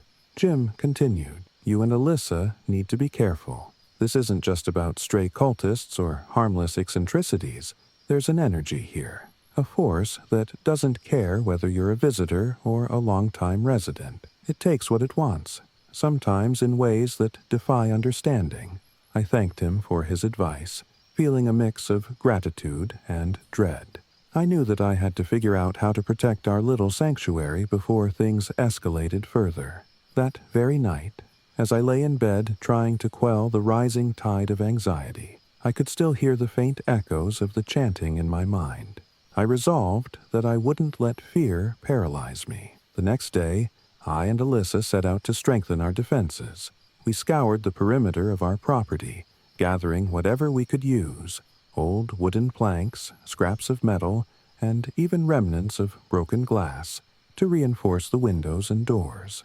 Alyssa's determination shone through as she methodically placed her handmade charms at key points around our homestead. Each charm was a small piece of art, a fusion of her creativity and her deep-seated need for protection. I admired her strength, even as I wrestled with my own rising panic. As the days turned into a tense week, the unsettling signs persisted. The chanting resumed periodically, sometimes carried on the wind during the heat of the day, sometimes echoing in the quiet hours of the night. I found myself constantly checking the dark outlines of trees, half expecting to see a hooded figure lurking just beyond the circle of light cast by our porch lamp. The totems reappeared in different spots around our property, small, haphazard arrangements of bones and skulls that seemed to appear overnight. I started to document everything meticulously in a notebook, each entry a mix of factual observation and the raw emotion of someone who knew that normalcy was slipping further away with every passing day. One humid, stifling night, I decided to take matters into my own hands. I had my rifle by my side, not that I wanted to use it, but as a last resort against whatever threat might come our way. I told Alyssa I was going to patrol the edges of our property to see if I could find any further signs of those who were gathering in the shadows. The moon was a thin crescent, barely lighting the dark expanse of the thicket, and I moved silently through the brush, my flashlight cutting a narrow beam through the oppressive darkness. I couldn't shake the feeling of being watched, and every snap of a twig made me jump. I moved toward a particularly dense cluster of trees where, earlier that evening, I'd glimpsed a movement that looked like a stray shadow dancing just out of reach. As I approached, I heard whispers, a murmur that wasn't the wind, but the hushed voices of a group in mid-conversation. I pressed myself against the rough bark of an old oak and listened, heart pounding. The voices were low and rhythmic, speaking in a language I couldn't quite place. There was an intensity in the cadence that sent chills down my spine. Suddenly, a branch cracked loudly behind me, and I spun around, rifle raised. For a moment, nothing happened. Then, from the darkness, a figure emerged. A man, perhaps, or something that wore the semblance of a man. His face was obscured by a deep hood, and he moved with a grace that belied the tension in the air. I wanted to shout, to demand he identify himself, but the words caught in my throat. He stopped, as if sensing my presence, and for a long, suspended moment, our eyes met in the dim light. There was something in those unseen eyes, a mixture of determination and sorrow, or perhaps warning, that made me lower the rifle ever so slightly. The figure then turned and vanished back into the gloom, leaving me trembling in the silence.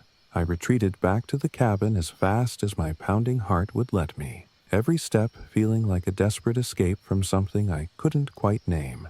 Back at the cabin, Alyssa greeted me with a worried look. I recounted what I had seen, my voice low and unsteady. She took my hand and squeezed it tightly, her own fear mirroring mine. "We have to decide what we're going to do," she said softly, her eyes searching mine for an answer. I knew that this wasn't a problem we could simply ignore or fix with a few extra locks and charms. The land was alive with something dark, something that was clearly more than a stray group of eccentric ritualists. It was as if the thicket itself was calling forth these figures, inviting them to perform their rites in a place steeped in ancient, unspoken power. In the days that followed, the tension only grew thicker. Jim Caldwell visited again, this time at dusk, his expression grave as he recounted more stories of local lore, of cult-like gatherings that had taken place for generations, of sacrifices made to appease forces that dwelled in the shadows of the bayou. He warned us that if we stayed too long without proper support, we risked becoming entangled in something that we might never be able to escape. I spent long hours poring over the notes I'd taken, trying to piece together a pattern, a clue that might explain what was happening on our land. The more I read, the more I realized that we were in over our heads. The supernatural elements of these accounts were beyond anything I had encountered in my previous life, where problems were solved with logic and technology. Now, reason and gadgets offered little comfort against forces that seemed to draw on something primal and unfathomable. Every night, as darkness fell over Big Thicket, I lay awake in our small bed, listening to the distant echoes of chanting and the subtle rustling of unseen footsteps outside our window. The sound was constant, a reminder that we were not alone, and perhaps never would be. Alyssa tried to sleep with one eye open, clutching her protective charms like a talisman, while I struggled to make sense of the events unfolding around us. In the quiet moments before dawn, I would often step outside, rifle in hand, and stare into the vast, murky expanse of the thicket, as if daring it to reveal its secrets. Then came the night that sealed our decision. It was a night when the air was so still that even the cicadas seemed to have fallen silent.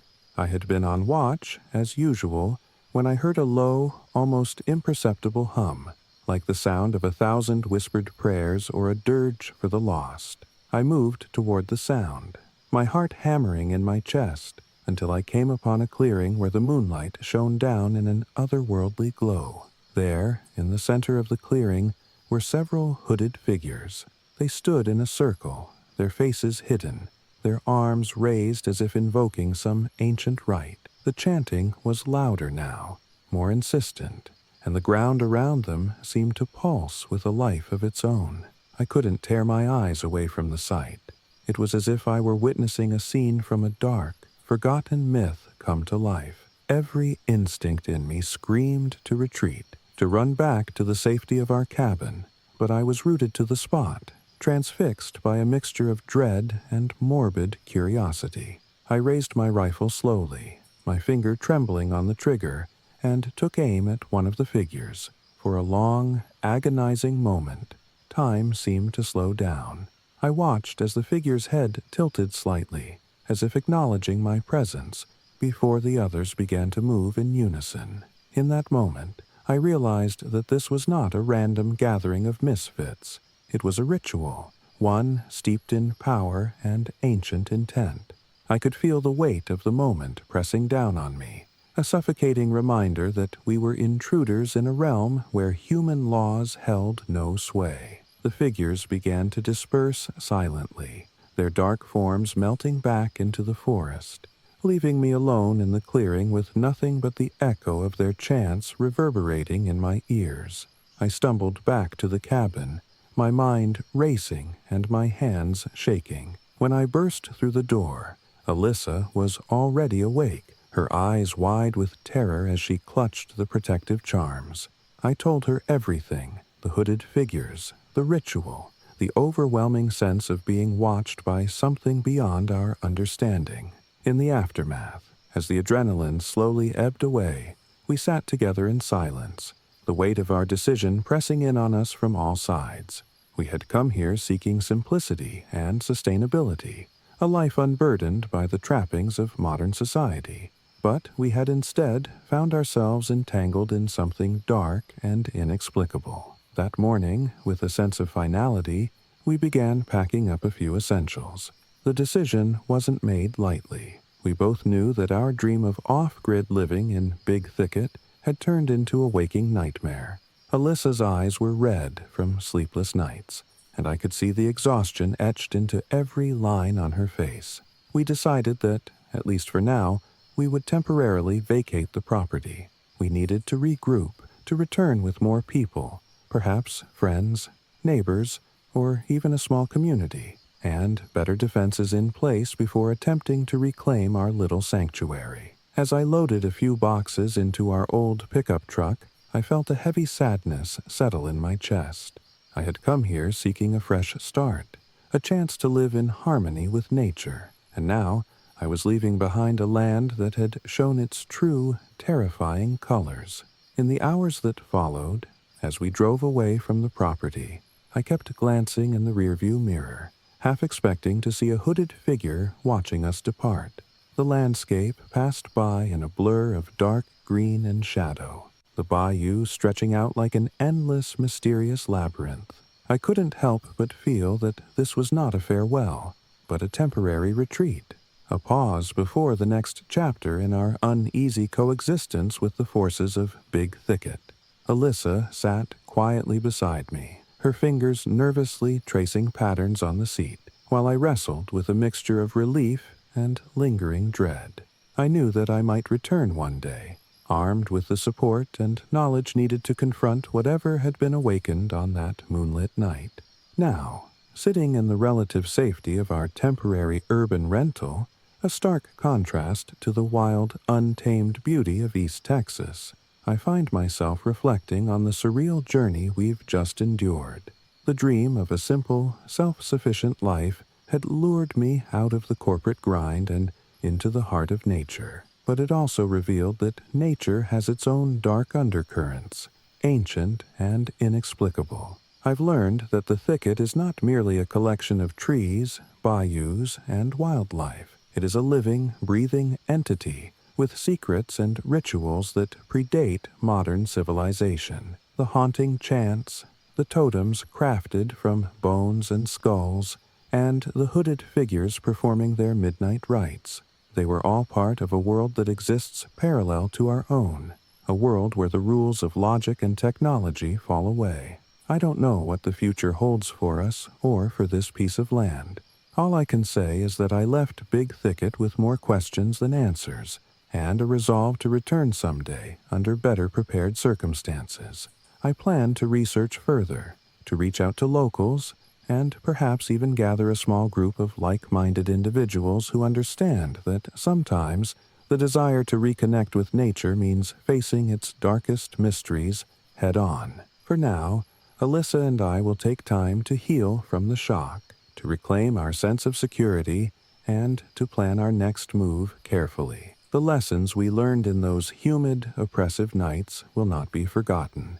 They will shape how we approach nature, not as a benign force to be tamed, but as a realm of wild energies that must be respected and understood. I keep a small journal now, a record of every eerie detail, every unexplained event that took place in that dense, haunted landscape. Some nights I revisit those memories with a shudder, while on others I feel a strange sense of wonder at having glimpsed a world hidden beneath the veneer of everyday life. I sometimes wonder if the chanting will resume, if the hooded figures will one day return, beckoning us back to Big Thicket with promises of forbidden knowledge or ancient power. And yet, for now, I am content to step back, to regroup, and to let the forest have its secrets. As I type these words, I can still hear the distant echo of that haunting chant, a reminder that there are forces in this world that defy explanation, and that sometimes the price of simplicity is the loss of innocence. I know that one day, when we are stronger and better equipped, Alyssa and I might return to Big Thicket to face those mysteries again. But until that time, I choose to believe that our temporary retreat was the wisest course of action, a necessary pause to honor both the dream that brought us here and the dark reality that we encountered. This is my account of those unsettling weeks, a chronicle of hope turned to dread, of a yearning for freedom confronted by the inexorable pull of ancient, hidden rituals. I carry with me both the scars of fear and the spark of determination, a reminder that life off the grid is never as simple as it seems. The Big Thicket remains, in all its humid, mysterious glory, a land of both promise and peril. And, while I may not yet have all the answers, I now understand that some questions are best left unanswered, at least until we are ready to face them fully. In the end, our departure from the thicket was not a surrender, but a temporary retreat, a pause in our journey toward a life that truly honors the wildness of nature. I still believe that there is a way to live in harmony with the land, but it requires respect, preparation, and an acceptance that some forces will always remain beyond our control. As I close this chapter and prepare for the road ahead, I do so with the resolve to return one day, wiser and more resilient, ready to engage with the mysteries of Big Thicket on its own terms. For now, though, I drive away with a heavy heart and a mind buzzing with questions, leaving behind the dark silhouettes and whispered chants that haunt the nights of East Texas. I carry their memory with me, a reminder that sometimes the wild calls us back not just to live, but to face the darkness that has always been an intrinsic part of its soul.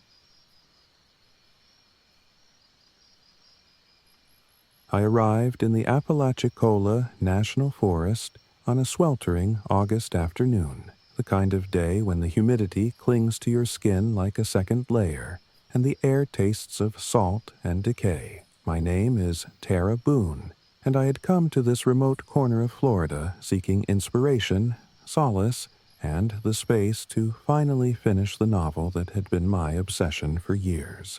I'd grown weary of the distractions and constant clamor of city life, and I believed that retreating to a secluded off-grid cabin on the forest's edge might allow me to listen more closely to the quiet voice of creativity. I wasn't alone in my pursuit. I had invited my friend Carter Reed, a fellow writer whose cynicism was balanced only by his loyalty and wit, to share in this adventure. We arrived together, our old station wagon packed with a few belongings, a couple of books, and more hope than either of us could quite articulate. I'd rented the cabin from a local who claimed it had character, a word that, at the time, I took to mean charm, and a deep connection to nature. The cabin itself was modest, a single-room affair with a loft that served as a bedroom, and its wooden walls and creaking floorboards seemed to whisper stories of the past.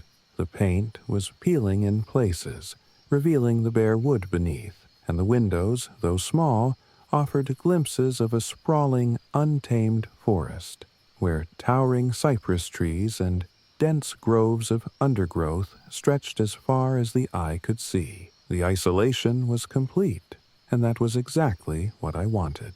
I envisioned days filled with long walks in the dappled sunlight, nights spent poring over my manuscript by the light of a kerosene lamp, and a steady rhythm of life that allowed the words to flow effortlessly onto paper. The first night in the forest, however, I realized that the Apalachicola had its own agenda. I had set up my small writing desk by the window to capture the early morning light, and I sat there with a mug of lukewarm coffee as dusk began to settle. The initial hours were peaceful, just the gentle chorus of cicadas, the soft rustle of leaves, and the steady hum of insects in the warm air. But as darkness deepened, I became aware of something else, the shifting of shadows outside my window that seemed to move with a life of their own. At first, I assumed it was simply the interplay of moonlight and swaying trees, but then I heard it, a soft, almost imperceptible whisper of my name, Tara. It was as if the forest itself had learned to speak in hushed tones. I sat frozen, heart pounding, trying to rationalize the sound. Perhaps it was just the wind playing tricks on my tired mind, I told myself. I tried to resume writing, but every time I glanced up, the dark shapes outside made me shudder. The next morning, bleary-eyed and unsettled, I decided to explore the surroundings. Carter, who was still fast asleep in the loft, was reluctant to join me, but eventually he emerged with a wry smile and a comment about the wild call of the forest. We set out on foot along a narrow trail that skirted the cabin, the early sunlight filtering through the dense canopy. I was scribbling notes on my phone when I noticed something odd by a copse of cypress trees, a half-burnt Bible, its pages scattered and smeared with what looked like cryptic symbols scrawled in a hasty hand. My stomach tightened. In that moment, I felt that the forest was sending a message, though I couldn't decipher its meaning.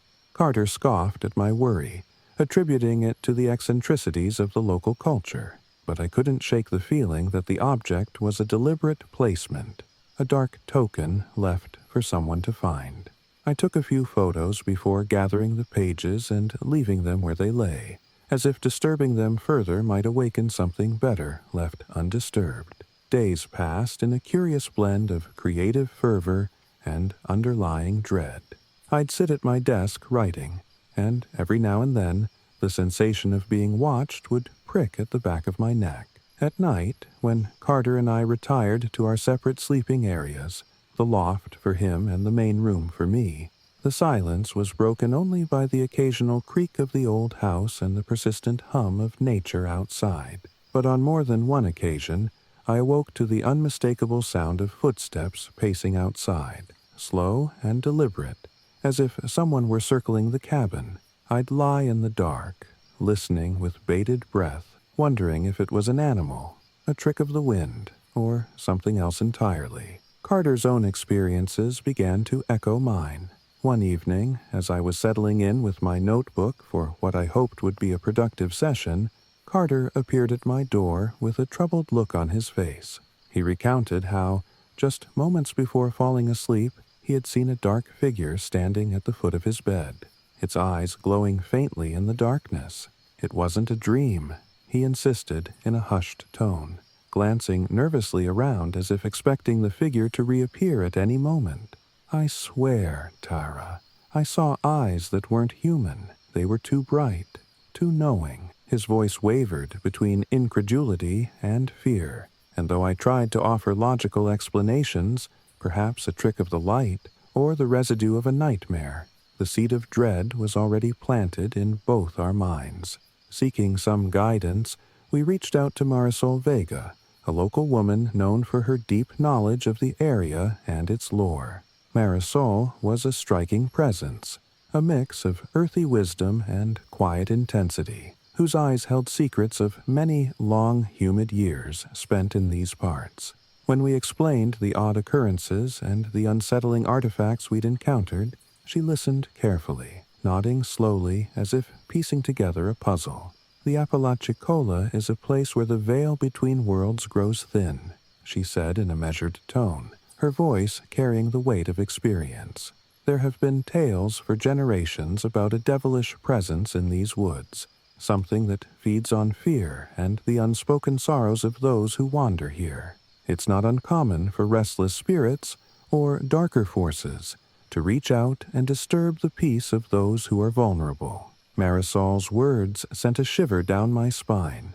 I had come here in search of peace and inspiration, but now it seemed that the forest was determined to share its darker secrets with me. Marisol offered to come and speak with us at the cabin to see the place for herself. That evening, as the sky darkened into a deep bruise of twilight, she arrived. The air was thick with anticipation and the heady perfume of night-blooming flowers.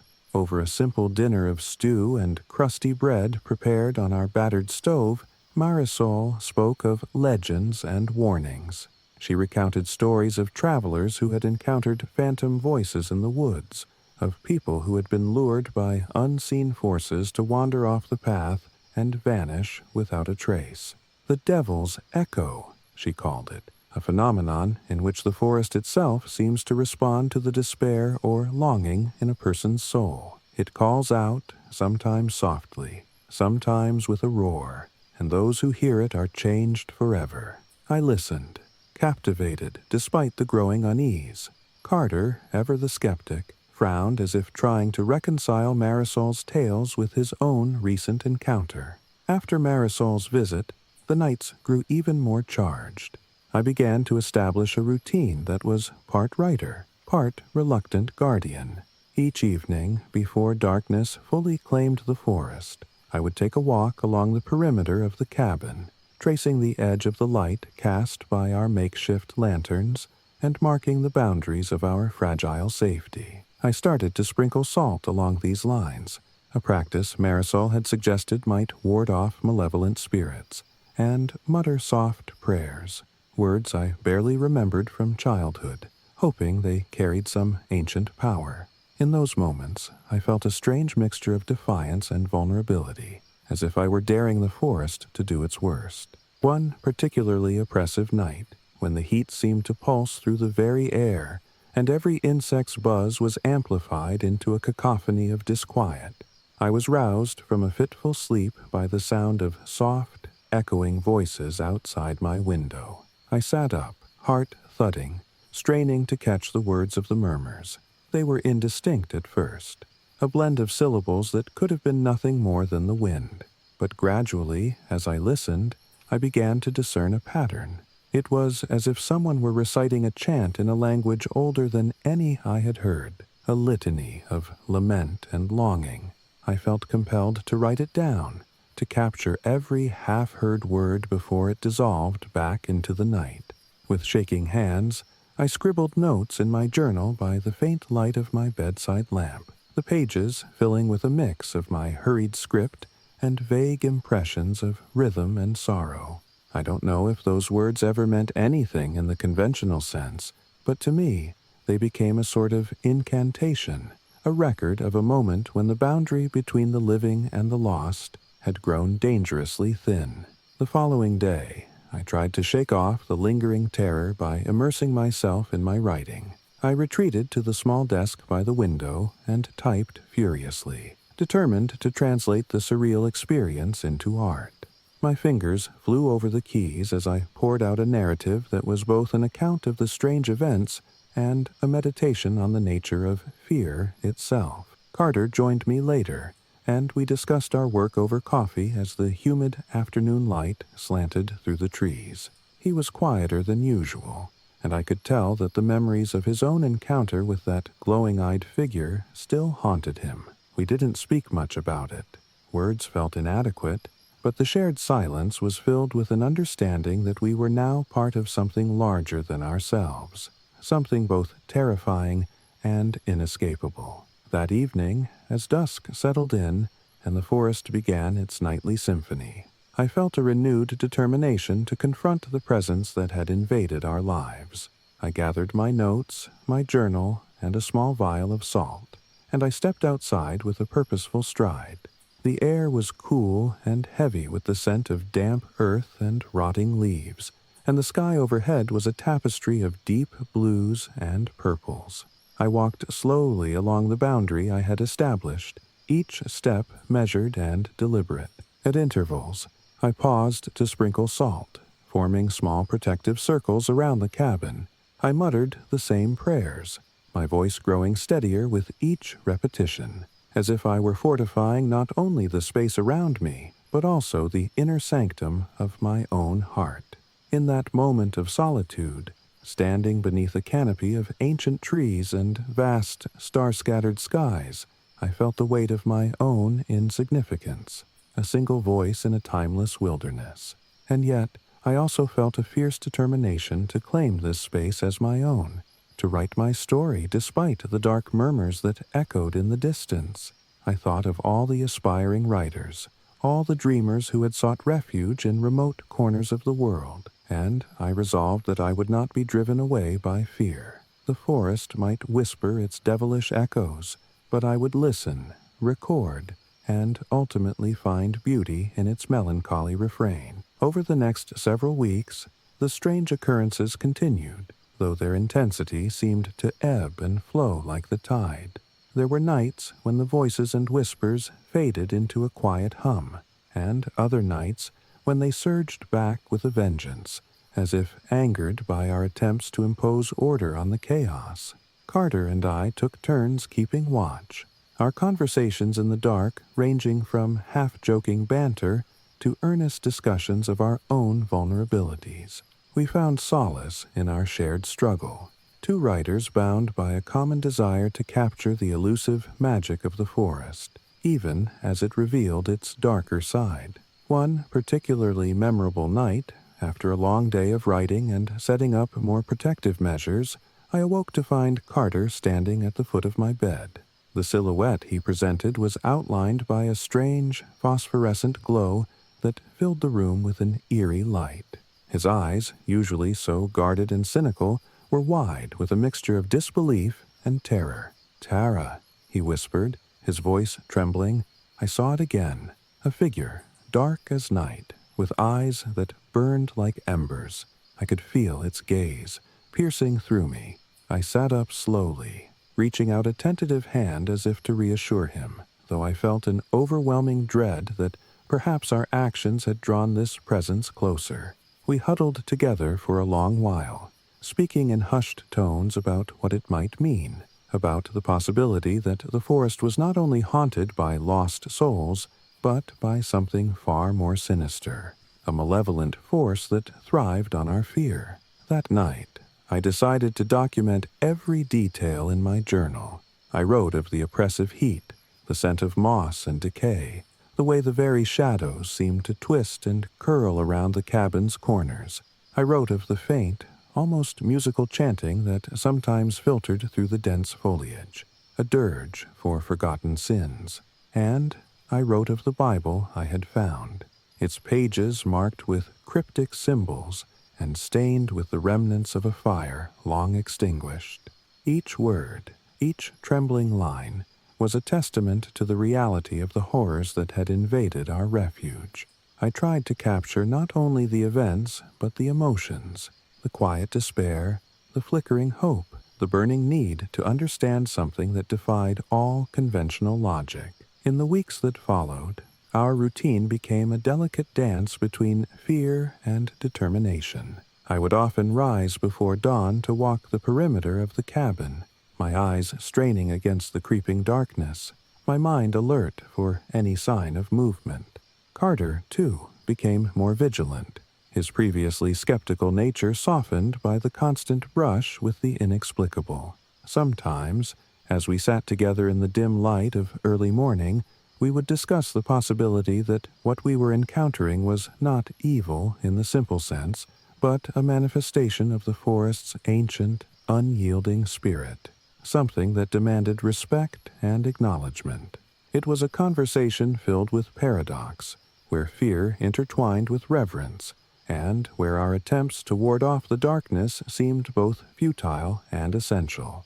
One day, after a particularly intense night in which the chanting had grown almost unbearable, I decided that I needed to confront this force directly. I gathered my courage, took a deep breath, and ventured into the forest as the sun was setting. The heat of the day had given way to a heavy, humid twilight, and the world around me was bathed in a soft, orange glow. I walked along a narrow path that wound between towering cypress trees, the air thick with the scent of resin and wet earth. Every now and then I paused to listen, to the chirp of crickets, to the rustle of unseen creatures in the underbrush, and to the distant, low hum that I had come to recognize as the forest's pulse.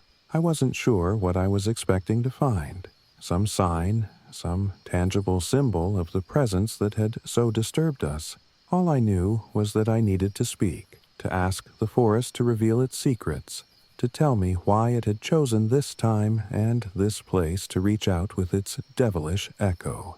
Standing in a small clearing, I closed my eyes and raised my arms, reciting a quiet prayer that I barely remembered from my childhood. "I come in peace," I murmured, my voice trembling slightly, seeking only to understand. For a long moment, nothing happened except the steady beat of my own heart and the gentle sway of the trees overhead. Then, as if in response, I heard it, a soft, clear whisper that seemed to come from everywhere and nowhere at once.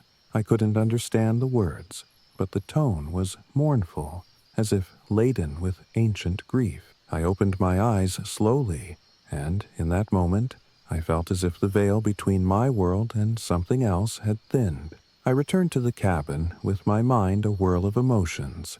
That night, as Carter and I sat together at a rickety wooden table, the air heavy with unspoken understanding, I felt a shift within me, a quiet acceptance that some mysteries must be experienced rather than solved. We spoke little, each of us lost in our own thoughts, yet bound by the shared realization that our time here had changed us irrevocably. The forest, with all its beauty and terror, had etched itself into our souls.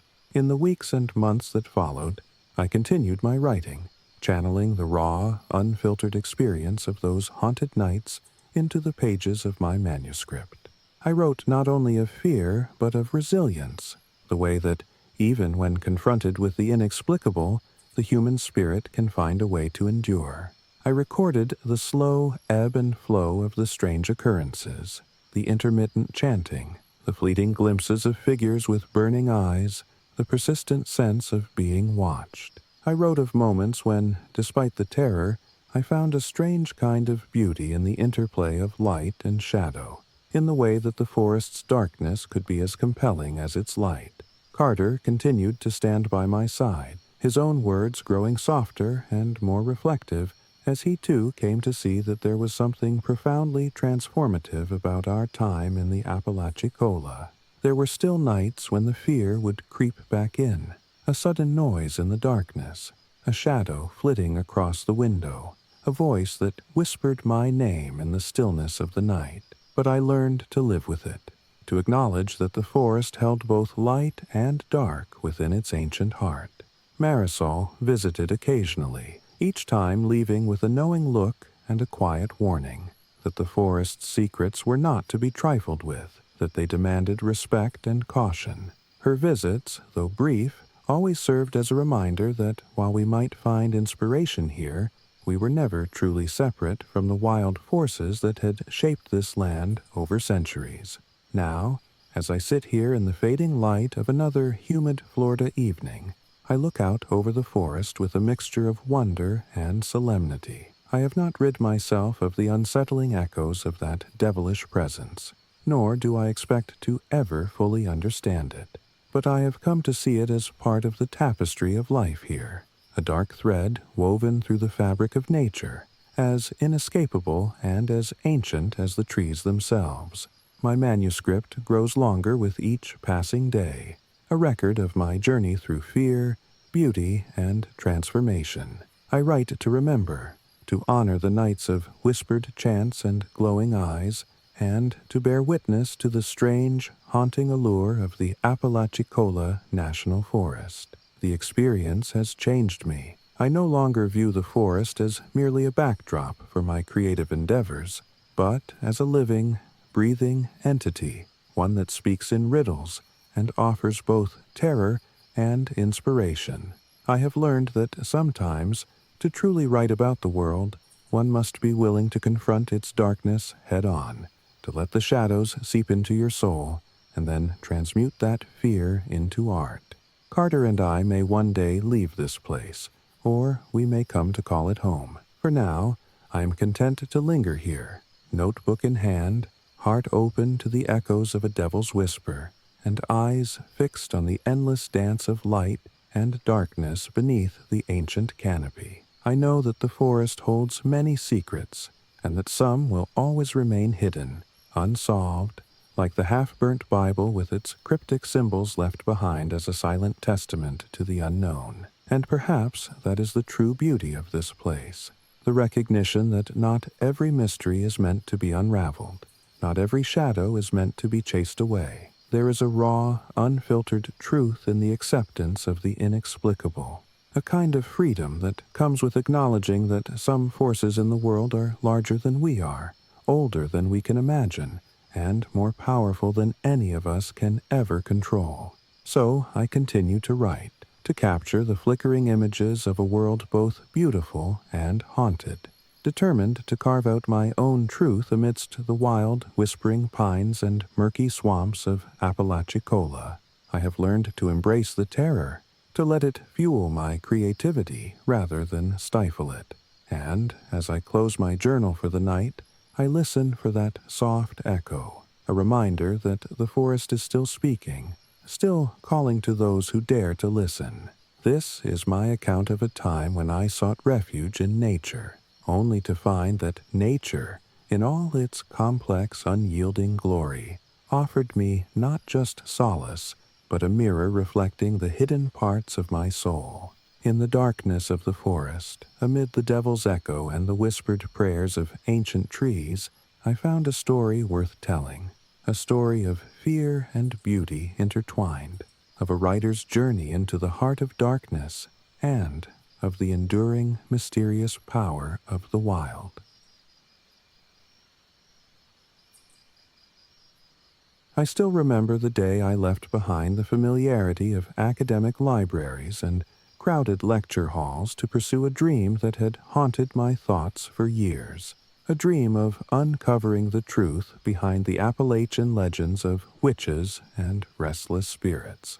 I'm Tristan Rhodes, an amateur historian with an insatiable curiosity for the folklore that clings to the Shenandoah Valley like morning mist. When Mia, my partner, and a gifted artist with an eye for the uncanny, and I decided to move off-grid to a small, weathered cabin deep in the heart of Virginia's Shenandoah Valley. It wasn't merely for solitude. It was a deliberate plunge into a world where history, myth, and nature converged in mysterious ways. We had heard whispers about this land, of a witch, long thought to be a relic of ancient curses and dark magic, roaming the woods at night. Even as an academic skeptic, I could not resist the lure of first-hand experience, a chance to see, to record, and to possibly even debunk some of the legends for my forthcoming book on regional folklore. The journey here had been both exhilarating and unnerving. Driving along winding country roads, I felt as if I were retracing the steps of those long-ago settlers whose stories had trickled down through generations. When we finally arrived at the cabin, a small two-room structure built by hands long since turned to dust, I was struck by its raw, unpolished beauty. The wooden siding was faded and chipped by years of relentless weather, and the roof sagged slightly, as if burdened by the weight of all its secrets. Yet there was a warmth about the place, a quiet invitation to dwell among the trees and learn their stories. Mia was equally captivated. With her sketch pad always at the ready, she began capturing every detail: the gnarled branches of the ancient oaks, the subtle interplay of light and shadow through the dense canopy, even the patterns of moss that clung stubbornly to stone. I set up my research corner in the corner of the living room, surrounded by stacks of old books and battered notebooks filled with preliminary notes on the region's lore. The very air seemed to hum with the legacy of bygone days, a persistent, almost imperceptible murmur that I initially dismissed as nothing more than the wind. But, as the nights wore on, I would come to realize that some voices in the darkness were not carried by the wind at all. Our first few nights were peaceful enough. We settled into a routine of early mornings spent foraging for firewood, and afternoons of meticulous note-taking, interspersed with long walks through dew-damp meadows and along forest trails. The locals had warned us that supplies would be scarce, and they were right. Trips into the nearest town, a modest community with more history than modern convenience, became an event in themselves. Long, muddy drives over rutted roads, followed by quiet exchanges at the old general store. It was during one such trip that we met Elijah Moore, a grizzled homesteader whose lined face and cautious eyes spoke of a lifetime spent in these parts. Over a cup of bitter coffee, he told us, in a low, measured tone, about the old witch of the Shenandoah, a figure wrapped in legend and mystery, said to wander the woods at night, casting curses on those who dared disturb the natural order. His words, though delivered without overt menace, left an indelible mark on my mind. I wondered, with a mix of skepticism and intrigue, whether there might be more to his stories than mere superstition. It wasn't long after our arrival that the first unsettling signs began to manifest. One crisp autumn evening, as I sat by the window reviewing my notes by the soft glow of an oil lamp, I heard a whisper, a barely audible murmur that seemed to emanate from the very darkness beyond the glass. I froze, straining to catch the sound, but it dissolved into the silence before I could discern any words. I convinced myself it was only my imagination, fueled by fatigue and the eerie isolation of the valley. Yet, when Mia later showed me one of her sketches, I noticed something strange. In the drawing of the cabin's front window, a routine study she'd done to capture the interplay of moonlight and shadow, there was a faint, ghostly outline superimposed over the glass, a shape that hadn't been there when I looked out earlier. Mia insisted that she hadn't added it intentionally, and her normally precise lines now trembled with uncertainty as she tried to explain. I chalked it up to the strange interplay of light and the subtle effects of exhaustion on an artist's hand, but the chill that ran down my spine told me that something else might be at work. Over the next several nights, the feeling of being watched grew more insistent. I began to hear soft, sibilant voices near the windows when I was alone, whispers that were indistinct yet carried an undeniable tone of sorrow and warning.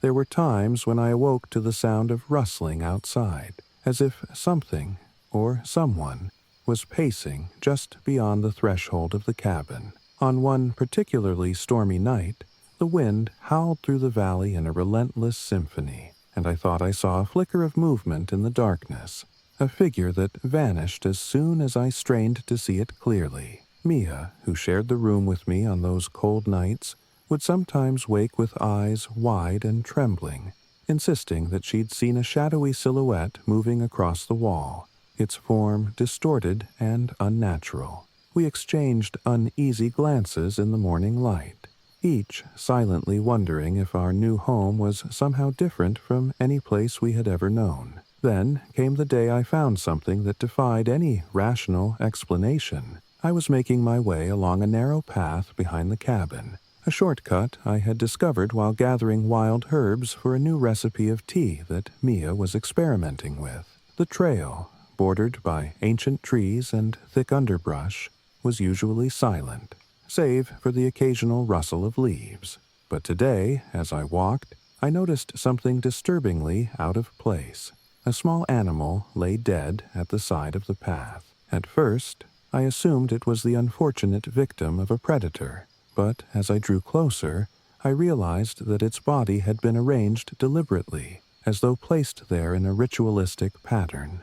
The tiny creature, a field mouse perhaps, was positioned with its limbs splayed in a manner that struck me as almost ceremonial. I knelt beside it, feeling a surge of revulsion mixed with dread, and gently moved the body aside. The image of those still, lifeless eyes would haunt me for days afterward. That same evening, as the fading light merged with the encroaching darkness, Mia and I sat together in the living room, the silence thick enough to choke. I was scribbling notes in my journal, trying to make sense of the day's disquieting discoveries, when I heard it, a faint, rhythmic rustling at the window, like a whisper of movement that defied explanation. I looked up slowly, and there, just beyond the glass, I could have sworn I saw a flash of a figure, a frail, bent shape moving with an unsteady gait, as though it were burdened by some ancient sorrow. I blinked, and when my eyes adjusted, the figure was gone, swallowed by the inky blackness of the night. Mia clutched my arm, her face pale, and asked in a barely audible voice if I was all right. I nodded, though my heart pounded as though it might burst from my chest, and promised her that it was nothing more than a trick of the light, a trick I hoped I could convince myself of. Days turned into weeks, and the oppressive air of the valley seemed to deepen. I devoted myself to my research with an almost obsessive fervor, poring over old diaries, local newspapers, and even the faded records of county folklore housed in a small archive in the nearest town. The more I read, the more I learned about the witch, a figure shrouded in mystery, said to have once lived on these very lands, wielding powers that transcended the natural order. The stories varied. Some described her as a healer wronged by the community, others as a malevolent spirit cursed to wander the woods for eternity. There were even accounts of sightings, vague, fleeting glimpses of a hunched, spectral woman muttering incantations by moonlight near ancient stone markers. I could not help but wonder if our nightly experiences were somehow connected to these legends, if the Witch of Shenandoah had somehow returned, or if her restless spirit lingered still. One evening, driven by a need that was part curiosity and part compulsion, I decided to follow a narrow, barely visible trail that led away from the cabin into a particularly dense part of the forest. Mia was asleep, and I promised myself that I would return before dawn, that this was merely a reconnaissance mission, a way to gather first-hand evidence of the strange happenings that had unsettled our lives. The forest was unnervingly quiet as I walked, the only sounds the crunch of dry leaves beneath my boots and the distant murmur of a stream. The further I ventured, the more I felt the oppressive weight of unseen eyes upon me, as though the forest itself were watching my every move. I reached a small clearing where the ground was scorched in a rough circle, and in its center, a makeshift bonfire pit still held the remnants of charred wood and a scattering of ash. It was there, in the pale light of a waning moon, that I saw her. She was a frail figure, huddled near the remnants of the fire. At first, I thought it was simply an old woman seeking shelter from the chill, but as I drew closer, I saw that her form was unnaturally bent, her back almost grotesquely arched, as if bearing an invisible burden. Her long, tangled hair obscured most of her face, and as she moved, she muttered in a voice that seemed both ancient and broken, a chant that resonated with a sorrow so deep it nearly shattered my resolve. I froze, hidden in the underbrush, my heart pounding in disbelief. The figure's eyes, when they met mine for a brief, agonizing moment, were hollow and dark, yet filled with a desperate intensity that sent shivers down my spine. Then, as quickly as she had appeared, she turned and disappeared into the gloom of the trees, leaving me alone with the echo of her mournful incantation. I returned to the cabin in a state of shock, my mind racing with questions. Who was that woman? Could she be the witch of legend, a ghost condemned to repeat her sorrowful rites, or simply a desperate soul driven to the edge by a life of hardship? I confided in Mia, whose eyes filled with tears as she listened. Though she had always been the more sensitive of the two of us, this revelation struck her deeply. Over the following days, we took steps to protect ourselves in our own small way. Mia, drawing on her intuition and artistic sensibility, began to create protective sigils. Every morning, before the light fully broke through the valley mist, She would sit by the cabin's door and sketch symbols that she said were ancient markers of safety, passed down through folk traditions. I, on my part, scoured my research for any mention of rituals or herbs that might ward off malevolent forces. We gathered rosemary, sage, and a handful of other plants reputed in local lore for their protective properties, arranging them around the cabin and even hanging bundles in the doorway. Our neighbor, Elijah Moore, came by one evening to check on us. His weathered face and steady demeanor had always lent him an air of quiet authority, and his words carried the weight of lived experience. He listened intently as we recounted the recent events, the whispering voices, the unexplained appearances, the bonfire scene in the forest. Without a hint of skepticism, he nodded slowly and said, "The Witch of Shenandoah is not a mere story, boys. She's been a part of these woods long before any of us arrived. Many here believe that keeping a constant fire burning near your dwelling is the best way to ward off her influence.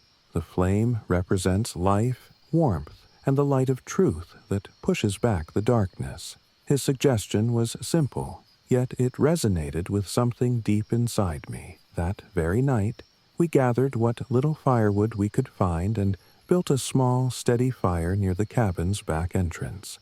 The flames danced and crackled in the cool night air, and for a brief while I felt a measure of comfort in their glow. Yet, even with these precautions, the nights remained fraught with tension. I continued to experience the uncanny phenomena, faint whispers at the windows, the rustle of unseen footsteps on the porch, and the persistent feeling that the witch's sorrowful presence was drawing ever nearer. Mia's sketches began to change on their own. What she would draw in the soft light of dusk would later be altered, as if an invisible hand had traced additional lines or darkened certain areas. One morning, I awoke to find a new symbol on one of her pages, a symbol I did not recognize, yet it pulsed with a significance that felt both ominous and oddly compelling. I questioned her gently, but she only shook her head, her eyes distant. "It's as if she's leaving messages for us," she murmured, a trace of awe mingling with her fear.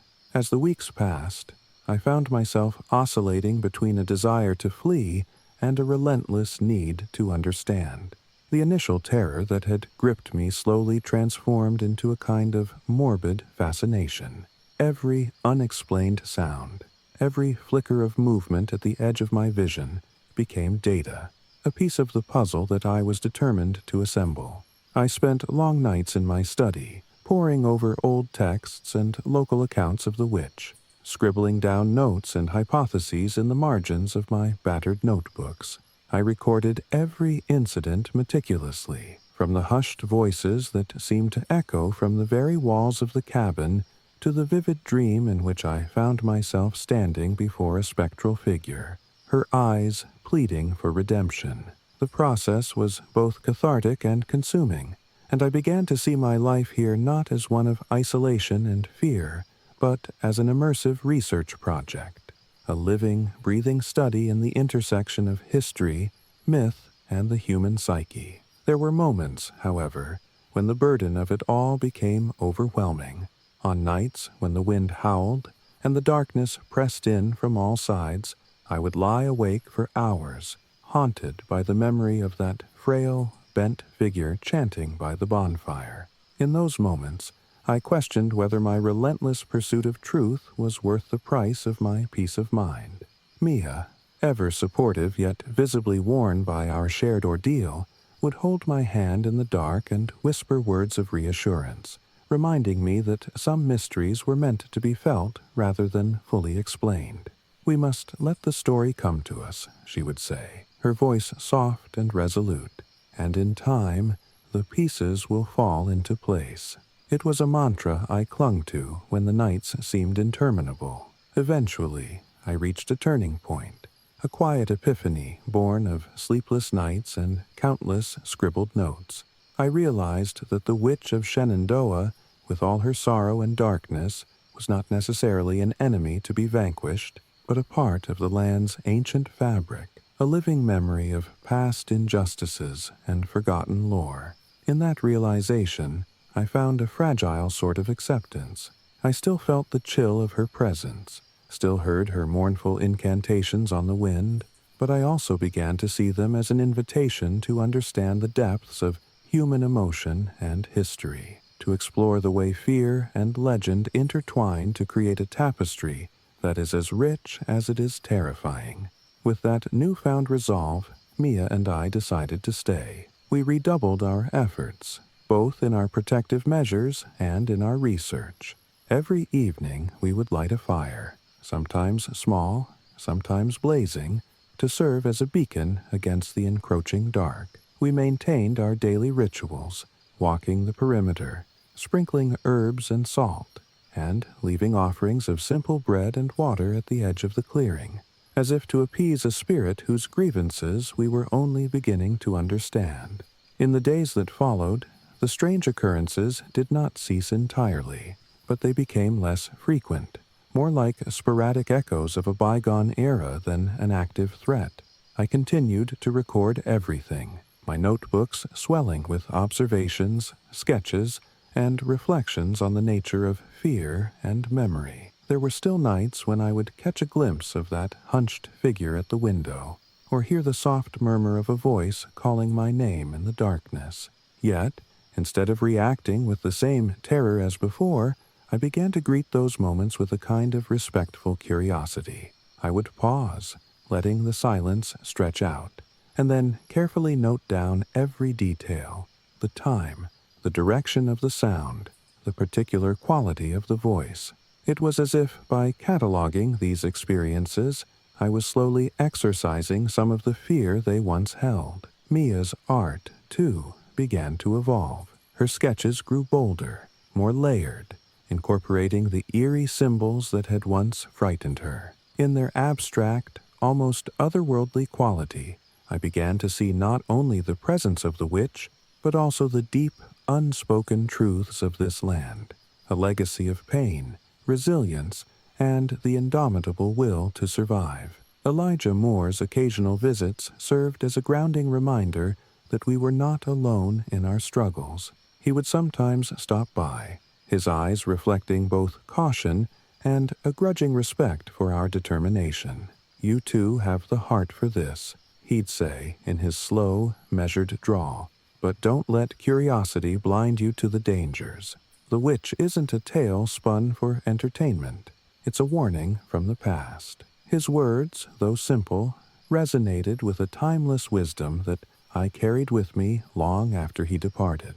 I realized then that my research was not just an academic exercise, but a deeply personal journey into the heart of what it means to confront the unknown. Now, as I sit here by the dim glow of a carefully maintained fire on a crisp winter's night, I look out through the frost-rimmed window at the darkened woods. The valley is quiet, the usual murmurs of the forest subdued, as if it were holding its breath. I feel a calm resolve that I have not known since arriving here, a sense that despite the shadows and the lingering mysteries, I am exactly where I am meant to be. I have come to accept that some questions may never have clear answers, that the Witch of Shenandoah, with all her sorrow and spectral beauty, is a part of the land's enduring legacy. In the end, I have learned that living in the presence of ancient myths and unexplained forces is not a matter of simple fear or defiance.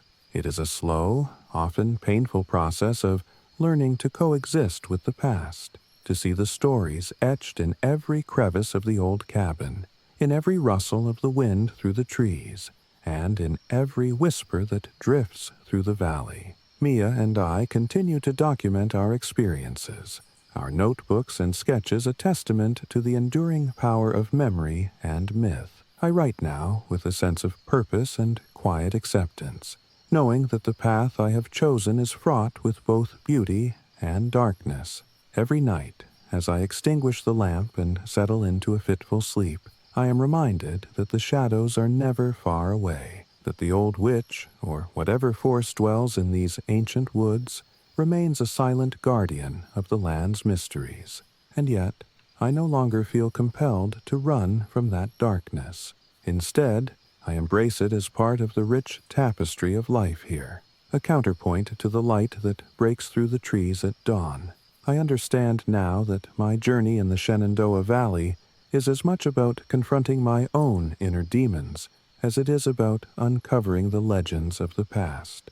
The eerie whispers, the inexplicable movements at the window, and the sorrowful figure by the bonfire have all become threads in the larger narrative of my life, a narrative that intertwines the personal with the paranormal, the rational with the mystical. In this space, I have found both terror and a strange, resilient hope, a hope that even in the midst of ancient curses and lingering spirits, one can discover the strength to forge a future built on understanding and respect. So I remain here, notebook in hand, eyes open to the endless dance of light and shadow that plays out across the valley. I continue to record each encounter, each subtle shift in the atmosphere, as part of an ongoing dialogue with the land and its long-forgotten voices. And every day, as the sun rises over the Shenandoah and casts its gentle glow upon our little cabin, I am reminded that the pursuit of truth, no matter how elusive or unsettling, remains a journey worth undertaking. This is my account, not of a triumphant conquest over the unknown, but of a slow, measured acceptance that some mysteries are meant to endure. The Witch of Shenandoah, with all her mournful magic and spectral allure, is not an enemy to be vanquished, but a part of the land's ancient soul, a soul that I now share a fragile kinship with, and in that understanding, I have found not only inspiration for my work, but a deeper insight into the timeless interplay between fear and wonder, between the seen and the unseen. I will continue to live here, to study these whispers of the past, and to honor the legacy of those who came before. For in the gentle murmur of the wind, in the flicker of the constant fire that wards off the deepening dark, I find a promise that no matter how much the world may change, some truths remain eternal, etched into the very fabric of the Shenandoah Valley, and now into my own soul. When I first stepped off the bus into the damp embrace of Nantahala National Forest, I felt an indescribable release, as if the relentless cacophony of hospital alarms and the sterile hum of emergency rooms had finally faded into a distant memory. I had reached the point where the suffocating pace of my life as a traveling nurse had become unbearable, and something deep within me demanded escape, healing, and the promise of quiet solitude among ancient trees. I traded the white, antiseptic corridors for a creaking, weathered cabin on the forest's edge, a modest refuge with peeling paint, a sagging porch, and a power supply that seemed as unpredictable as the moods of the wilderness itself. In that moment, I realized that this place, with its thick mist and whispered legends, would become both my sanctuary and the setting for a mystery that I could neither ignore nor fully explain. The cabin sat isolated in a clearing, surrounded by towering pines and the soft rustle of leaves that spoke of centuries gone by. I wasn't entirely alone in this new chapter, for my distant cousin, Eric Lane, had come to help me settle in. Eric was a seasoned hiker and a quiet man whose steady presence lent me comfort on long days of adjusting to this raw, unfiltered life. Mornings quickly took on a gentle rhythm. We'd stoke a fire in a battered wood stove, brew strong coffee, and then venture out to gather firewood, or inspect our haphazard water filtration system. The forest itself, with its unpredictable moods and shifting light, became both a friend and a silent observer of our every move. Yet it wasn't long before the forest revealed hints of a darker nature. On my very first night, as I lay in a creaking bed beneath a threadbare quilt, a soft, mournful cry roused me from sleep. It wasn't a scream or a shout, but rather a sorrowful sound that seemed to drift on the humid air, a broken lullaby carried by the wind. I sat up in bed, heart thumping wildly, straining to decipher the noise that might have been nothing more than my imagination at work, born of loneliness and exhaustion. But deep down, I sensed that it was real, a call of pain echoing from somewhere deep within these ancient woods. The following morning, while Eric and I inspected the perimeter of the cabin, I discovered a series of small, muddy footprints near the back door. They were delicate, unmistakably childlike, and led off into the dense undergrowth without any indication of the creature that might have left them. Eric knelt down to examine them, his brow creasing with concern as he traced the tiny impressions in the soft soil. "They're too small for any animal I know," he murmured, his voice low, as if afraid to disturb the forest further. I felt a chill despite the warmth of the day, a nagging suspicion that the woods were harboring secrets beyond ordinary understanding. In the nights that followed, the cabin's isolation deepened, and strange occurrences began to punctuate the otherwise serene backdrop. Often, as the darkness gathered, and the only light came from a single flickering lamp, I would catch fleeting glances of movement beyond the window. Sometimes, a pale figure would dart behind the trees, evanescent and silent, vanishing before my eyes could adjust to the dim light. Other nights, the cabin's stillness was broken by soft sobbing, a sound so plaintive and sorrowful that it seemed to vibrate with the echo of lost souls. Eric, ever the pragmatic one, insisted it might be just the wind playing tricks or the natural nocturnal chorus of the forest. Yet I couldn't shake the feeling that something, or someone, was reaching out to me from the darkness. One muggy evening, after battling a particularly stubborn power outage and the aftermath of a heavy rain that transformed the dirt roads into thick mud, I decided to take a solitary walk. The humid air clung to my skin as I ambled along a narrow trail skirting the cabin. I was not expecting anything unusual, simply wanting to clear my mind and acclimate further to this new, unpredictable environment. But as twilight deepened into a velvety darkness punctuated by sporadic pools of moonlight, I encountered her, a small, ethereal figure standing near an ancient oak. At first, I wasn't sure if my eyes were deceiving me, a trick of the shifting shadows perhaps, but as I drew closer, I realized with a jolt that she was indeed there.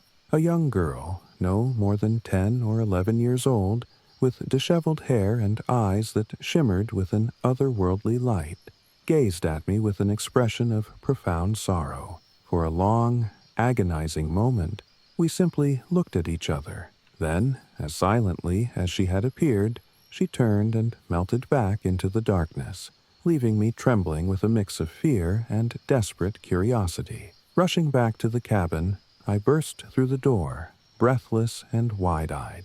Eric was in the kitchen, calmly preparing a cup of tea. When I recounted what I had seen, his face grew grave. "You're not imagining things, are you?" he asked, his voice betraying his own uncertainty. I shook my head vigorously, though my heart pounded as if trying to escape my chest. The image of that forlorn child haunted me, and in the following days, I found myself inexplicably drawn to her mystery. I began to leave small offerings on the cabin's porch, a few crumpled pieces of paper on which I scribbled comforting words, bits of stale bread, even a small toy I salvaged from an old box back home. I whispered softly into the humid night air, "I'm here. I want to help you," hoping that my words might somehow reach the child wherever she roamed. Eric accompanied me on these nightly vigils, his eyes always alert as we walked along the edge of the clearing where the footprints sometimes reappeared. His cautious words echoed in my mind. Perhaps she was not simply a lost soul, but a restless spirit caught between two worlds, trapped by old tragedies and forces beyond our control. Our uneasy routine continued, punctuated by eerie encounters and quiet moments of reflection. There were nights when I would awaken to the sound of gentle, deliberate footsteps, pacing outside the cabin, so soft that they could have been mistaken for the rustle of leaves.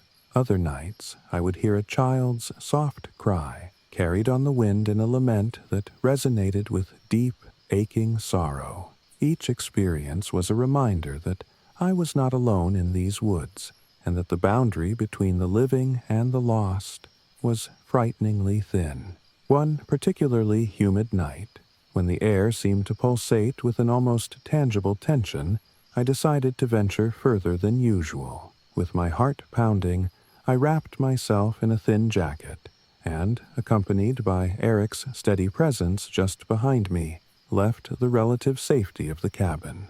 We made our way toward the source of a soft, plaintive cry that had recently disturbed our sleep. The forest was alive with the sound of rain beginning to fall, each droplet adding a shimmering note to the symphony of the night. I followed the sound until I reached a small clearing illuminated by scattered beams of moonlight. There, amidst the damp ferns and tangled roots, stood the child again. This time, she did not vanish instantly. Instead, she lingered at the edge of the clearing, her eyes reflecting a mixture of hope and deep sorrow that seemed to implore me for understanding. I hesitated before speaking, my voice barely more than a whisper. "Who are you?" I asked, unsure if my question would be met with any reply at all. For a long, heart-stopping moment, silence reigned as the forest held its breath. Then, as if in answer, the girl slowly moved closer. Her small hand reached out, trembling, and in that delicate contact I felt something as cool and fleeting as a breath on my skin, a connection that transcended the physical and delved into the realm of memory and longing. I knelt down, my eyes locked with hers, and, for what felt like an eternity, I silently vowed to help her find the peace that seemed so desperately out of reach. In the days that followed, the mysterious presence of the child became both a comfort and a source of mounting anxiety. I began to document every detail in a battered journal, each murmur of her voice, the precise shape of the muddy footprints leading from the cabin to the forest's heart, even the particular nights when the sorrowful cry would echo through the trees. I recorded the weather, the phase of the moon, and the shifting patterns of the wind, as though some hidden code lay embedded in the natural world that might explain her existence. Eric and I debated what it all meant. He maintained that it could be a local legend given flesh by our isolation, a ghostly echo of an old tragedy that had grown in the retelling over the years.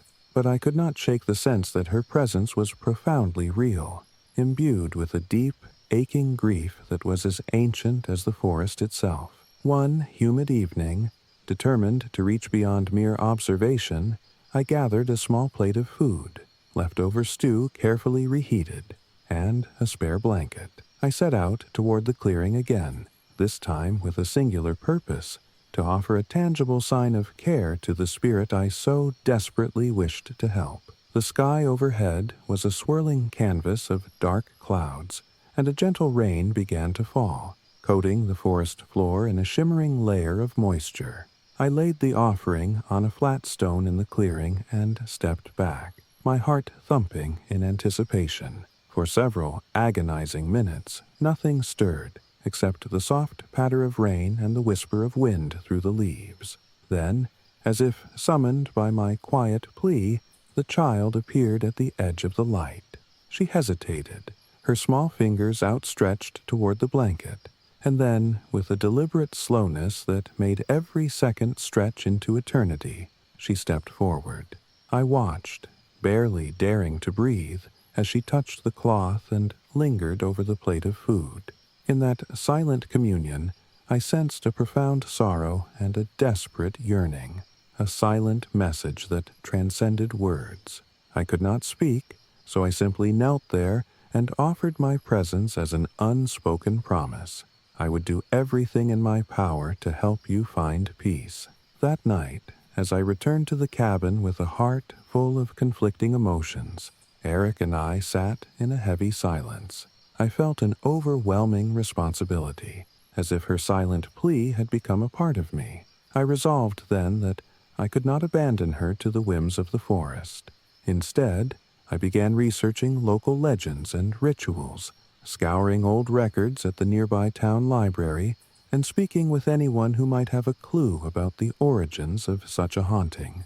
I discovered fragments of lore that spoke of a tragic event, a lost child whose untimely death had left an indelible scar upon the land, trapping her spirit in a state of perpetual mourning. Some accounts mentioned simple rites, a sprinkling of salt, the recitation of gentle psalms that were said to help guide restless spirits toward the light. I wasn't sure if these practices would work, but I knew that any action was preferable to standing idly by as the haunting sorrow of the forest deepened. In the following days, I adapted my nightly routine. Before the sun fully set, I would walk around the cabin and sprinkle salt along the perimeter, forming a protective barrier that I hoped might also serve as a conduit for healing. I recited softly the psalms and prayers that I'd learned long ago, a litany of words that felt both archaic and deeply personal. Eric joined me on these quiet walks, his calm presence a steady counterpoint to the uncertainty that churned in my mind. Though he often expressed caution and a desire to remain pragmatic, I could see that he, too, was affected by the mysterious phenomena that had invaded our lives. Night after night, the child's appearances became both a source of comfort and a persistent reminder of the unresolved sorrow that haunted these woods. There were moments when I caught fleeting glimpses of her reflection in a rain-spattered window, or when I heard her soft laughter mingling with the rustle of leaves. Yet, interspersed with these tender moments were episodes of profound grief, heart-wrenching cries that echoed through the darkness, stirring feelings of helplessness and empathy deep within me. I began to see her not just as a ghostly presence, but as a symbol of all the pain and loss that the forest had silently borne over the years. As the weeks turned into months, my time in Nantahala became a journey of inner transformation. The isolation of the forest, far from being a mere escape from the relentless pace of hospital life, became a crucible in which I confronted my own hidden sorrows. I realized that the ceaseless demands and sterile corridors I had left behind were not the only sources of pain in my life. There were deeper wounds, echoes of past losses and disappointments that I had long ignored. In reaching out to the silent, sorrowful child, I was, in a way, reaching out to my own wounded spirit. Her presence, though shrouded in mystery and tinged with melancholy, offered me an unexpected path toward healing, a path that demanded compassion, understanding, and the willingness to embrace the unknown. Eric remained my constant companion in this delicate dance between fear and hope. Although he never fully embraced the supernatural explanations for what we experienced, he too began to change. The practical, no-nonsense man I had known in the hospital grew quieter and more introspective, his eyes often lingering on the dark tree line as if searching for answers. We would walk together in the cool, pre-dawn hours, our footsteps soft on the damp forest floor, and share long, unspoken conversations about loss, redemption, and the fragile line between the living and the departed. One crisp autumn evening, after a long day of tending to the small chores around the cabin and gathering the herbs that Mia, whom I had come to correspond with about local lore, recommended for protective purposes, I experienced a moment of unexpected clarity. As the sky turned a deep, bruised purple and the first stars began to emerge, I sat on the sagging porch, my gaze fixed on the forest beyond. In that quiet moment, I heard the unmistakable sound of soft laughter, a sound so pure and fleeting, it seemed to come from another world. I turned, and there, bathed in the gentle glow of a lantern, stood the pale figure of the child. Her eyes, bright for a moment with a spark of joy, then softened into their familiar, wistful sorrow. In that silent exchange, I felt a deep sense of connection, a promise that if I continued to honor her presence and understand her pain, perhaps she might one day find the peace she longed for. This realization propelled me further into a journey that was as much about reclaiming my own lost self as it was about helping a wandering spirit. I began to write in my journal with an urgency I had never felt before, scribbling down every detail of the nightly encounters, every subtle change in the forest's mood, every word I whispered into the darkness. I compiled these observations, not for the sake of an academic record, but as a personal testament to the transformative power of empathy and the healing potential found in confronting one's deepest fears. Months passed, and while the eerie events never completely ceased, they began to lose some of their edge. The ghostly apparitions became less frequent, and the sorrowful cries, though still present, were gradually tempered by moments of gentle understanding. Eric and I continued our nightly walks and protective rituals, our routine a steady counterpoint to the unpredictable moods of the forest. I grew more confident in my interactions with the unseen, often pausing in the darkness to speak softly to the child, to assure her that I was there to help and that her pain mattered. I came to realize that my time in Nantahala was not simply an escape from a life I no longer wanted to live. It was a pilgrimage into the depths of my own soul. The haunting presence of the lost child, far from being an intrusion upon my new life, became a mirror reflecting my own hidden vulnerabilities and unhealed scars. Each encounter was a lesson in compassion and a reminder that even in the heart of sorrow, there can be beauty and a chance for redemption. I learned to cherish the moments of quiet connection, the fleeting touch of a cold hand on a window pane, the soft echo of laughter in the dark, and to see in them a call to embrace life in all its messy, painful glory. Now, as I sit here in the gentle glow of a waning fire with Eric quietly dozing nearby, I feel both a deep, lingering sorrow and an enduring hope. The forest remains alive with mysteries, the gentle cries of a lost child, the faint murmur of protective prayers, and the rustle of leaves that seems to carry voices from long-forgotten times. I know that I will not leave Nantahala anytime soon, for this place has become an integral part of my journey, a journey not only toward healing my own wounded spirit, but also toward understanding the timeless interplay between loss and redemption. I continue to document my experiences in a weathered journal, each page a record of whispered secrets, tender moments of connection, and the steady rhythm of life in a wilderness that is as enigmatic as it is beautiful. I have learned that sometimes the most profound healing comes not from fleeing our past, but from facing the unknown with an open heart, from extending compassion to those souls who wander between worlds.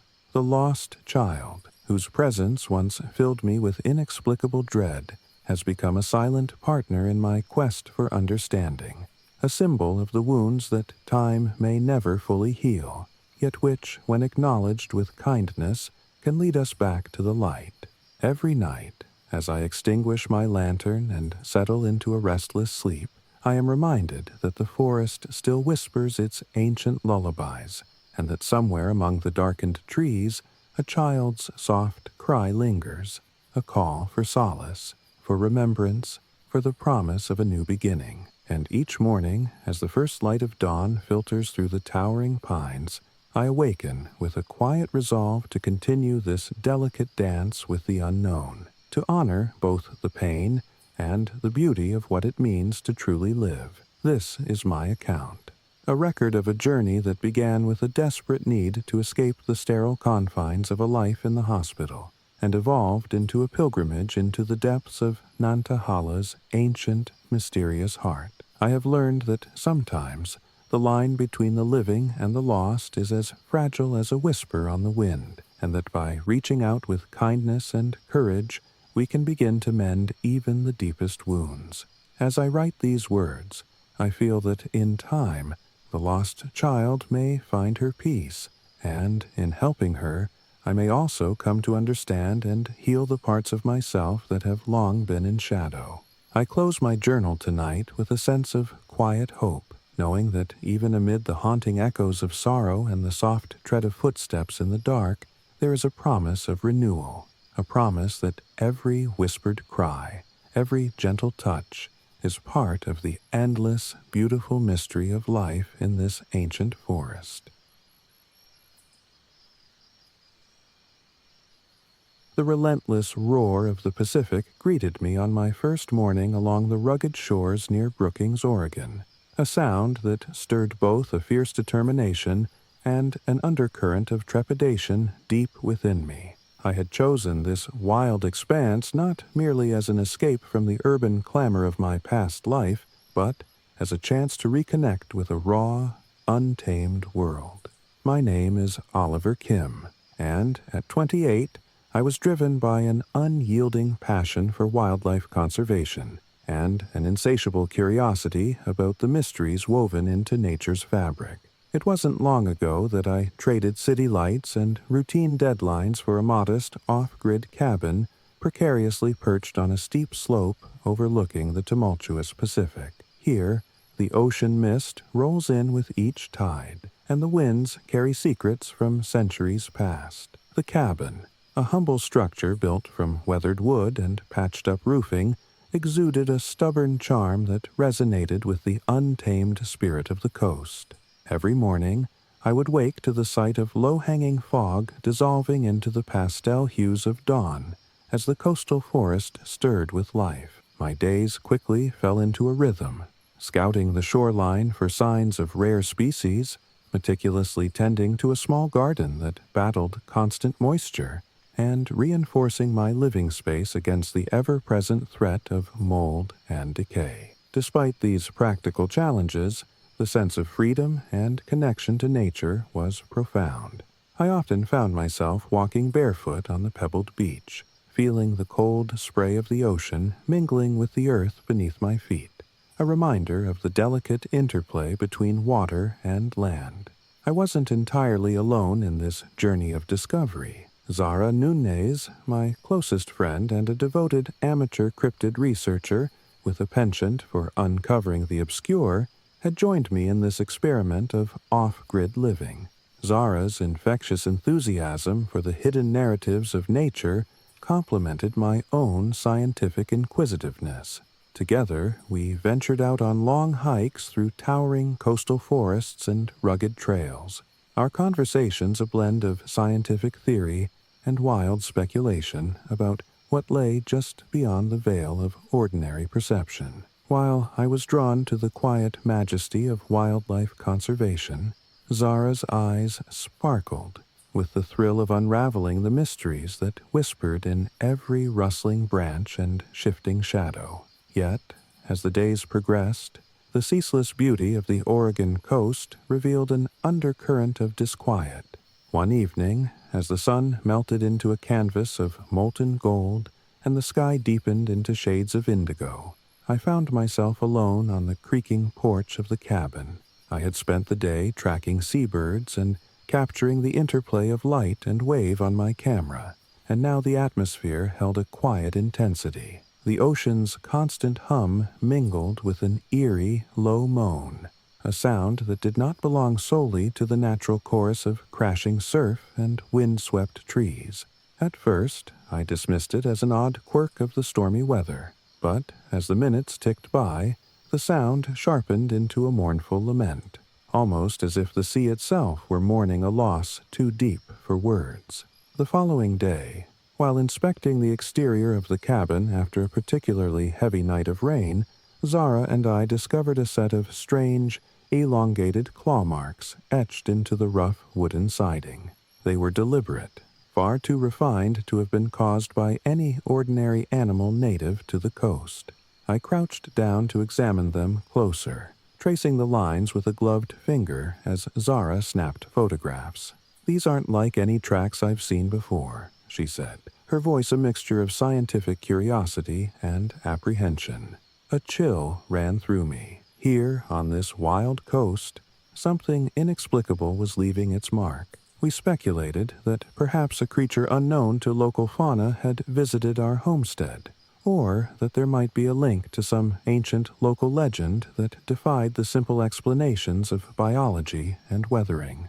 As the nights grew longer and the winds more relentless, our daily routines were punctuated by sporadic, unsettling occurrences that blurred the line between the tangible and the spectral.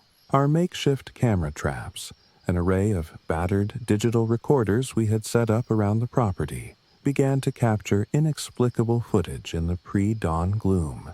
In one instance, a grainy clip revealed a fog-shrouded figure that moved with an uncanny, jerky gait along the edge of our cabin. Its outline was nearly human, yet disconcertingly distorted, as if caught between the realms of flesh and something more elusive. When Zara and I reviewed the footage by the wavering light of a single lantern, the silence in the room was thick with unspoken fear. I could feel my pulse quicken as I replayed the clip, the images burning themselves into my memory with each loop. Seeking a deeper understanding of the eerie signs that had begun to plague our nights, we turned to local lore and the weathered wisdom of those who had long lived in these parts. Fisher Grant, a grizzled local fisherman whose face was as rugged as the coastline he navigated, became our guide into the region's enigmatic traditions.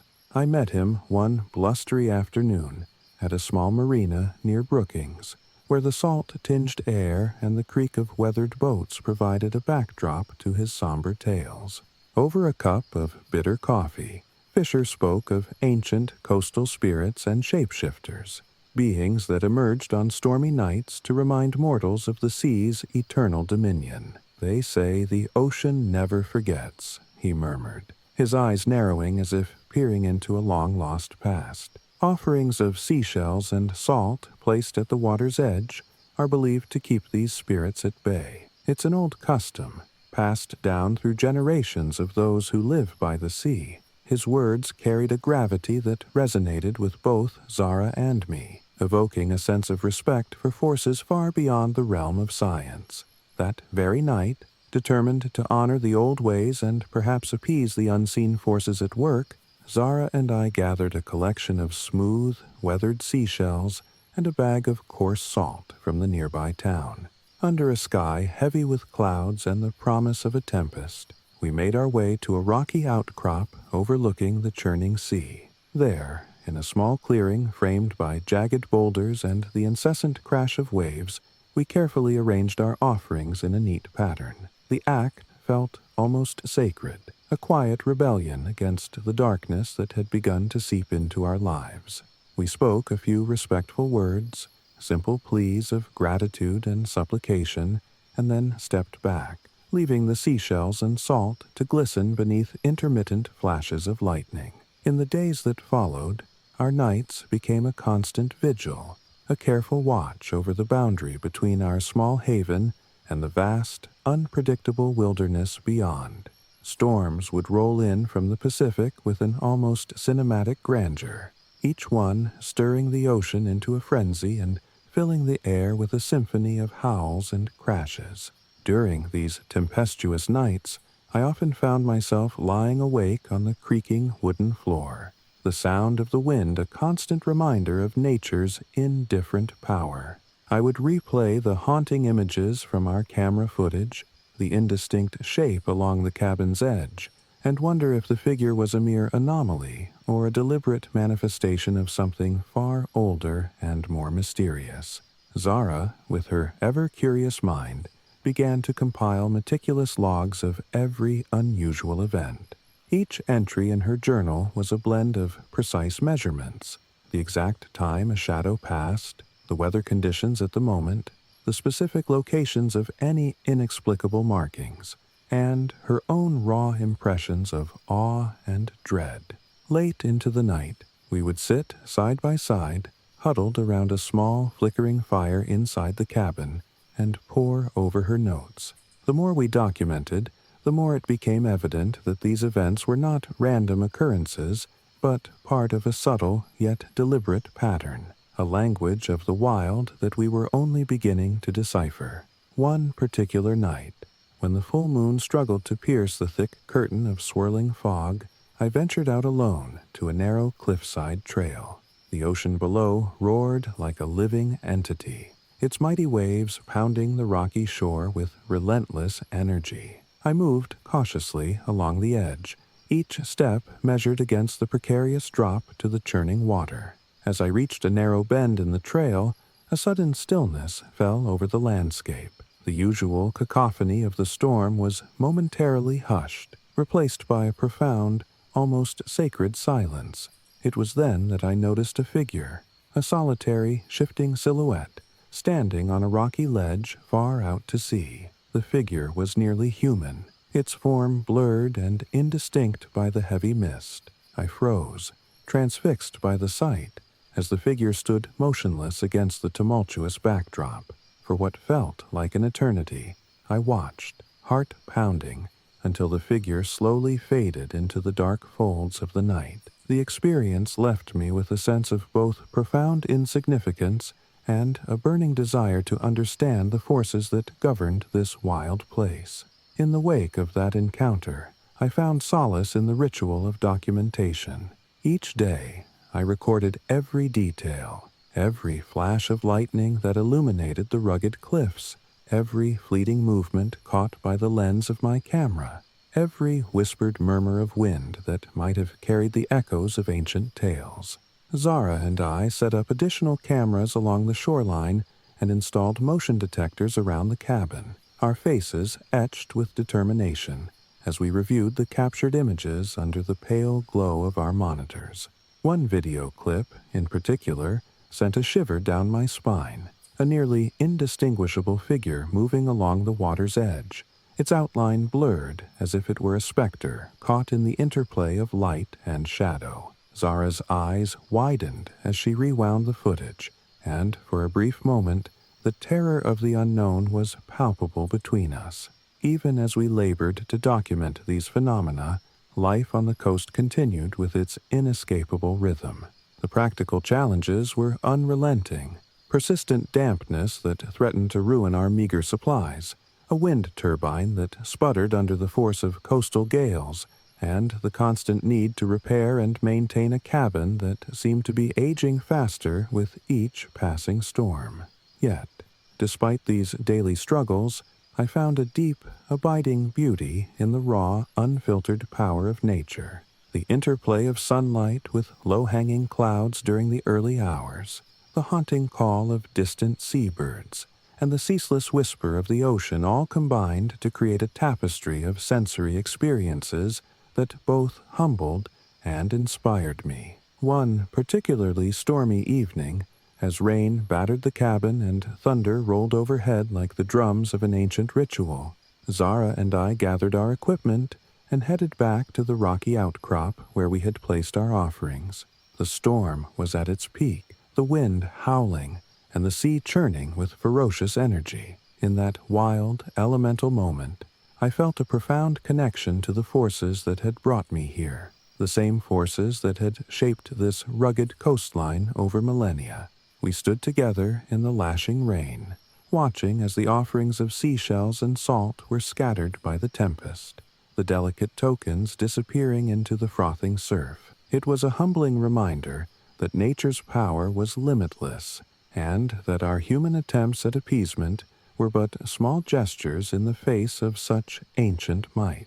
In the weeks that followed, the balance between wonder and terror became an ever-present undercurrent in my daily life. I began to see that the inexplicable events, the ghostly figures, the cryptic claw marks, the haunting sounds, were not isolated incidents, but threads in a larger, mysterious tapestry that defied easy explanation. Each day brought new questions, and though I longed for definitive answers, I gradually learned to accept that some mysteries were meant to remain unresolved.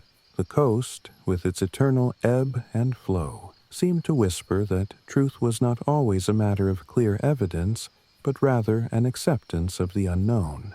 Late one evening, after a day spent cataloging seabird species along a tide-swept beach, I found myself alone on the porch as a brilliant sunset faded into a star-strewn sky. The bonfire Zara had built crackled beside me, its warm glow offering a fragile barrier against the encroaching darkness. As I sat in quiet contemplation, the sound of the ocean and the soft hiss of the wind combined in a haunting melody. Out of the darkness, a voice, a mournful, almost musical sound, rose from the depths of the night, as if the sea itself were singing a lament. My heart pounded in recognition of the ancient sorrow that permeated these shores. In that moment, I felt a deep kinship with the land, an understanding that every crashing wave and every gust of wind carried the weight of lost histories and untold stories. Zara and I later reviewed our recordings that night, the images on the screen a testament to our relentless search for truth. Although much of the footage remained ambiguous, a play of shadows and fleeting shapes, there were moments that hinted at something beyond the ordinary. One clip, in particular, showed a distinct silhouette gliding along the shoreline under the eerie light of a crescent moon. The figure moved with an almost otherworldly grace, as if carried by the very pulse of the tide. Zara's voice trembled as she said, "It's as if the ocean is alive with memories, each wave a whisper of the past." I nodded, my mind awash with the realization that here, on these rugged cliffs, the boundary between myth and reality was as fluid as the tide itself. In time, my life on the Oregon coast became a careful balance between meticulous documentation and a personal pilgrimage into the heart of the unknown. I spent my mornings exploring the coastal forests and tidal pools, collecting samples and sketching the unique flora and fauna that thrived in this challenging environment. Afternoons were reserved for data analysis and quiet reflection by the window of my cabin, where the interplay of light and shadow reminded me that beauty often lurked in the spaces between certainty and mystery. And each night, as the wind carried the ocean's lament across the cliffs, I would join Zara for our nightly vigil, a silent promise to uncover, however slowly, the secrets that had chosen this place as their sanctuary. The journey was not without its moments of solitude and introspection. There were times when the isolation, compounded by the ceaseless whispers of the sea, evoked a deep, existential loneliness, a reminder that, in the grand tapestry of nature, each human life was but a single, ephemeral thread. Yet, even in those moments of quiet despair, the wild majesty of the coast infused me with a sense of resilience and purpose. I began to understand that my quest for knowledge was as much about discovering the mysteries of the natural world as it was about unraveling the hidden truths within myself. In facing the uncanny forces of the ocean and the spectral echoes of coastal legends, I was forced to confront my own vulnerabilities and, ultimately, to embrace the beauty of uncertainty. Now, as I sit here in the soft glow of a dying bonfire on a stormy night, the wind howling in concert with the crashing waves below, I am filled with a mixture of awe and quiet determination.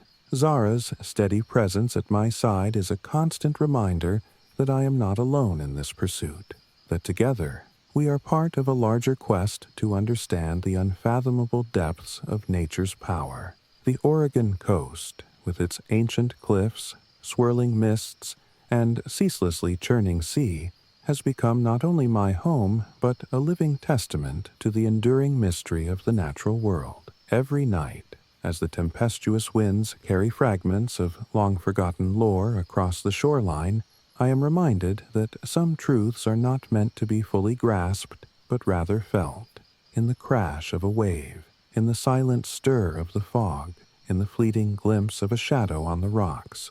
My days are spent in careful exploration, my nights in reverent watchfulness, and all the while, the ocean continues its timeless dance, a dance that speaks of ancient sorrows, unfathomable mysteries, and the indomitable spirit of the wild. This is my story, a chronicle of life on the Oregon coast, a journey marked by wonder, quiet terror, and an unyielding determination to document the ephemeral and the inexplicable.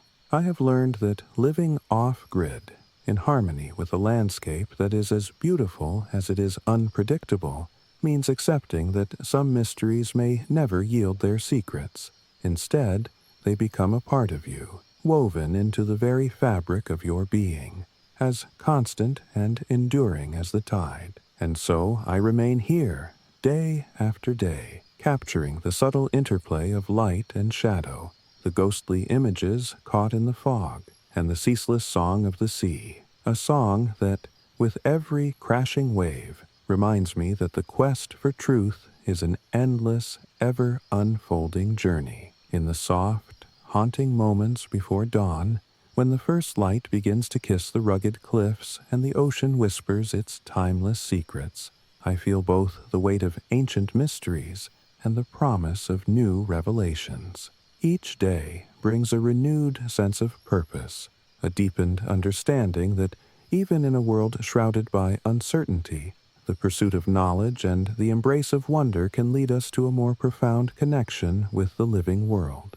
Zara and I continue to document, to search, and to honor the old customs passed down by those who first learned to live in reverence of the sea. We know that the coastal spirits, those elusive, ancient forces that have shaped this wild land, will continue to remind us, with every gust of wind and every flash of lightning, that some mysteries are best experienced rather than fully explained. As I close my journal tonight, the storm still raging outside and the ocean's mournful call echoing in my ears, I feel a deep gratitude for the life I have chosen here.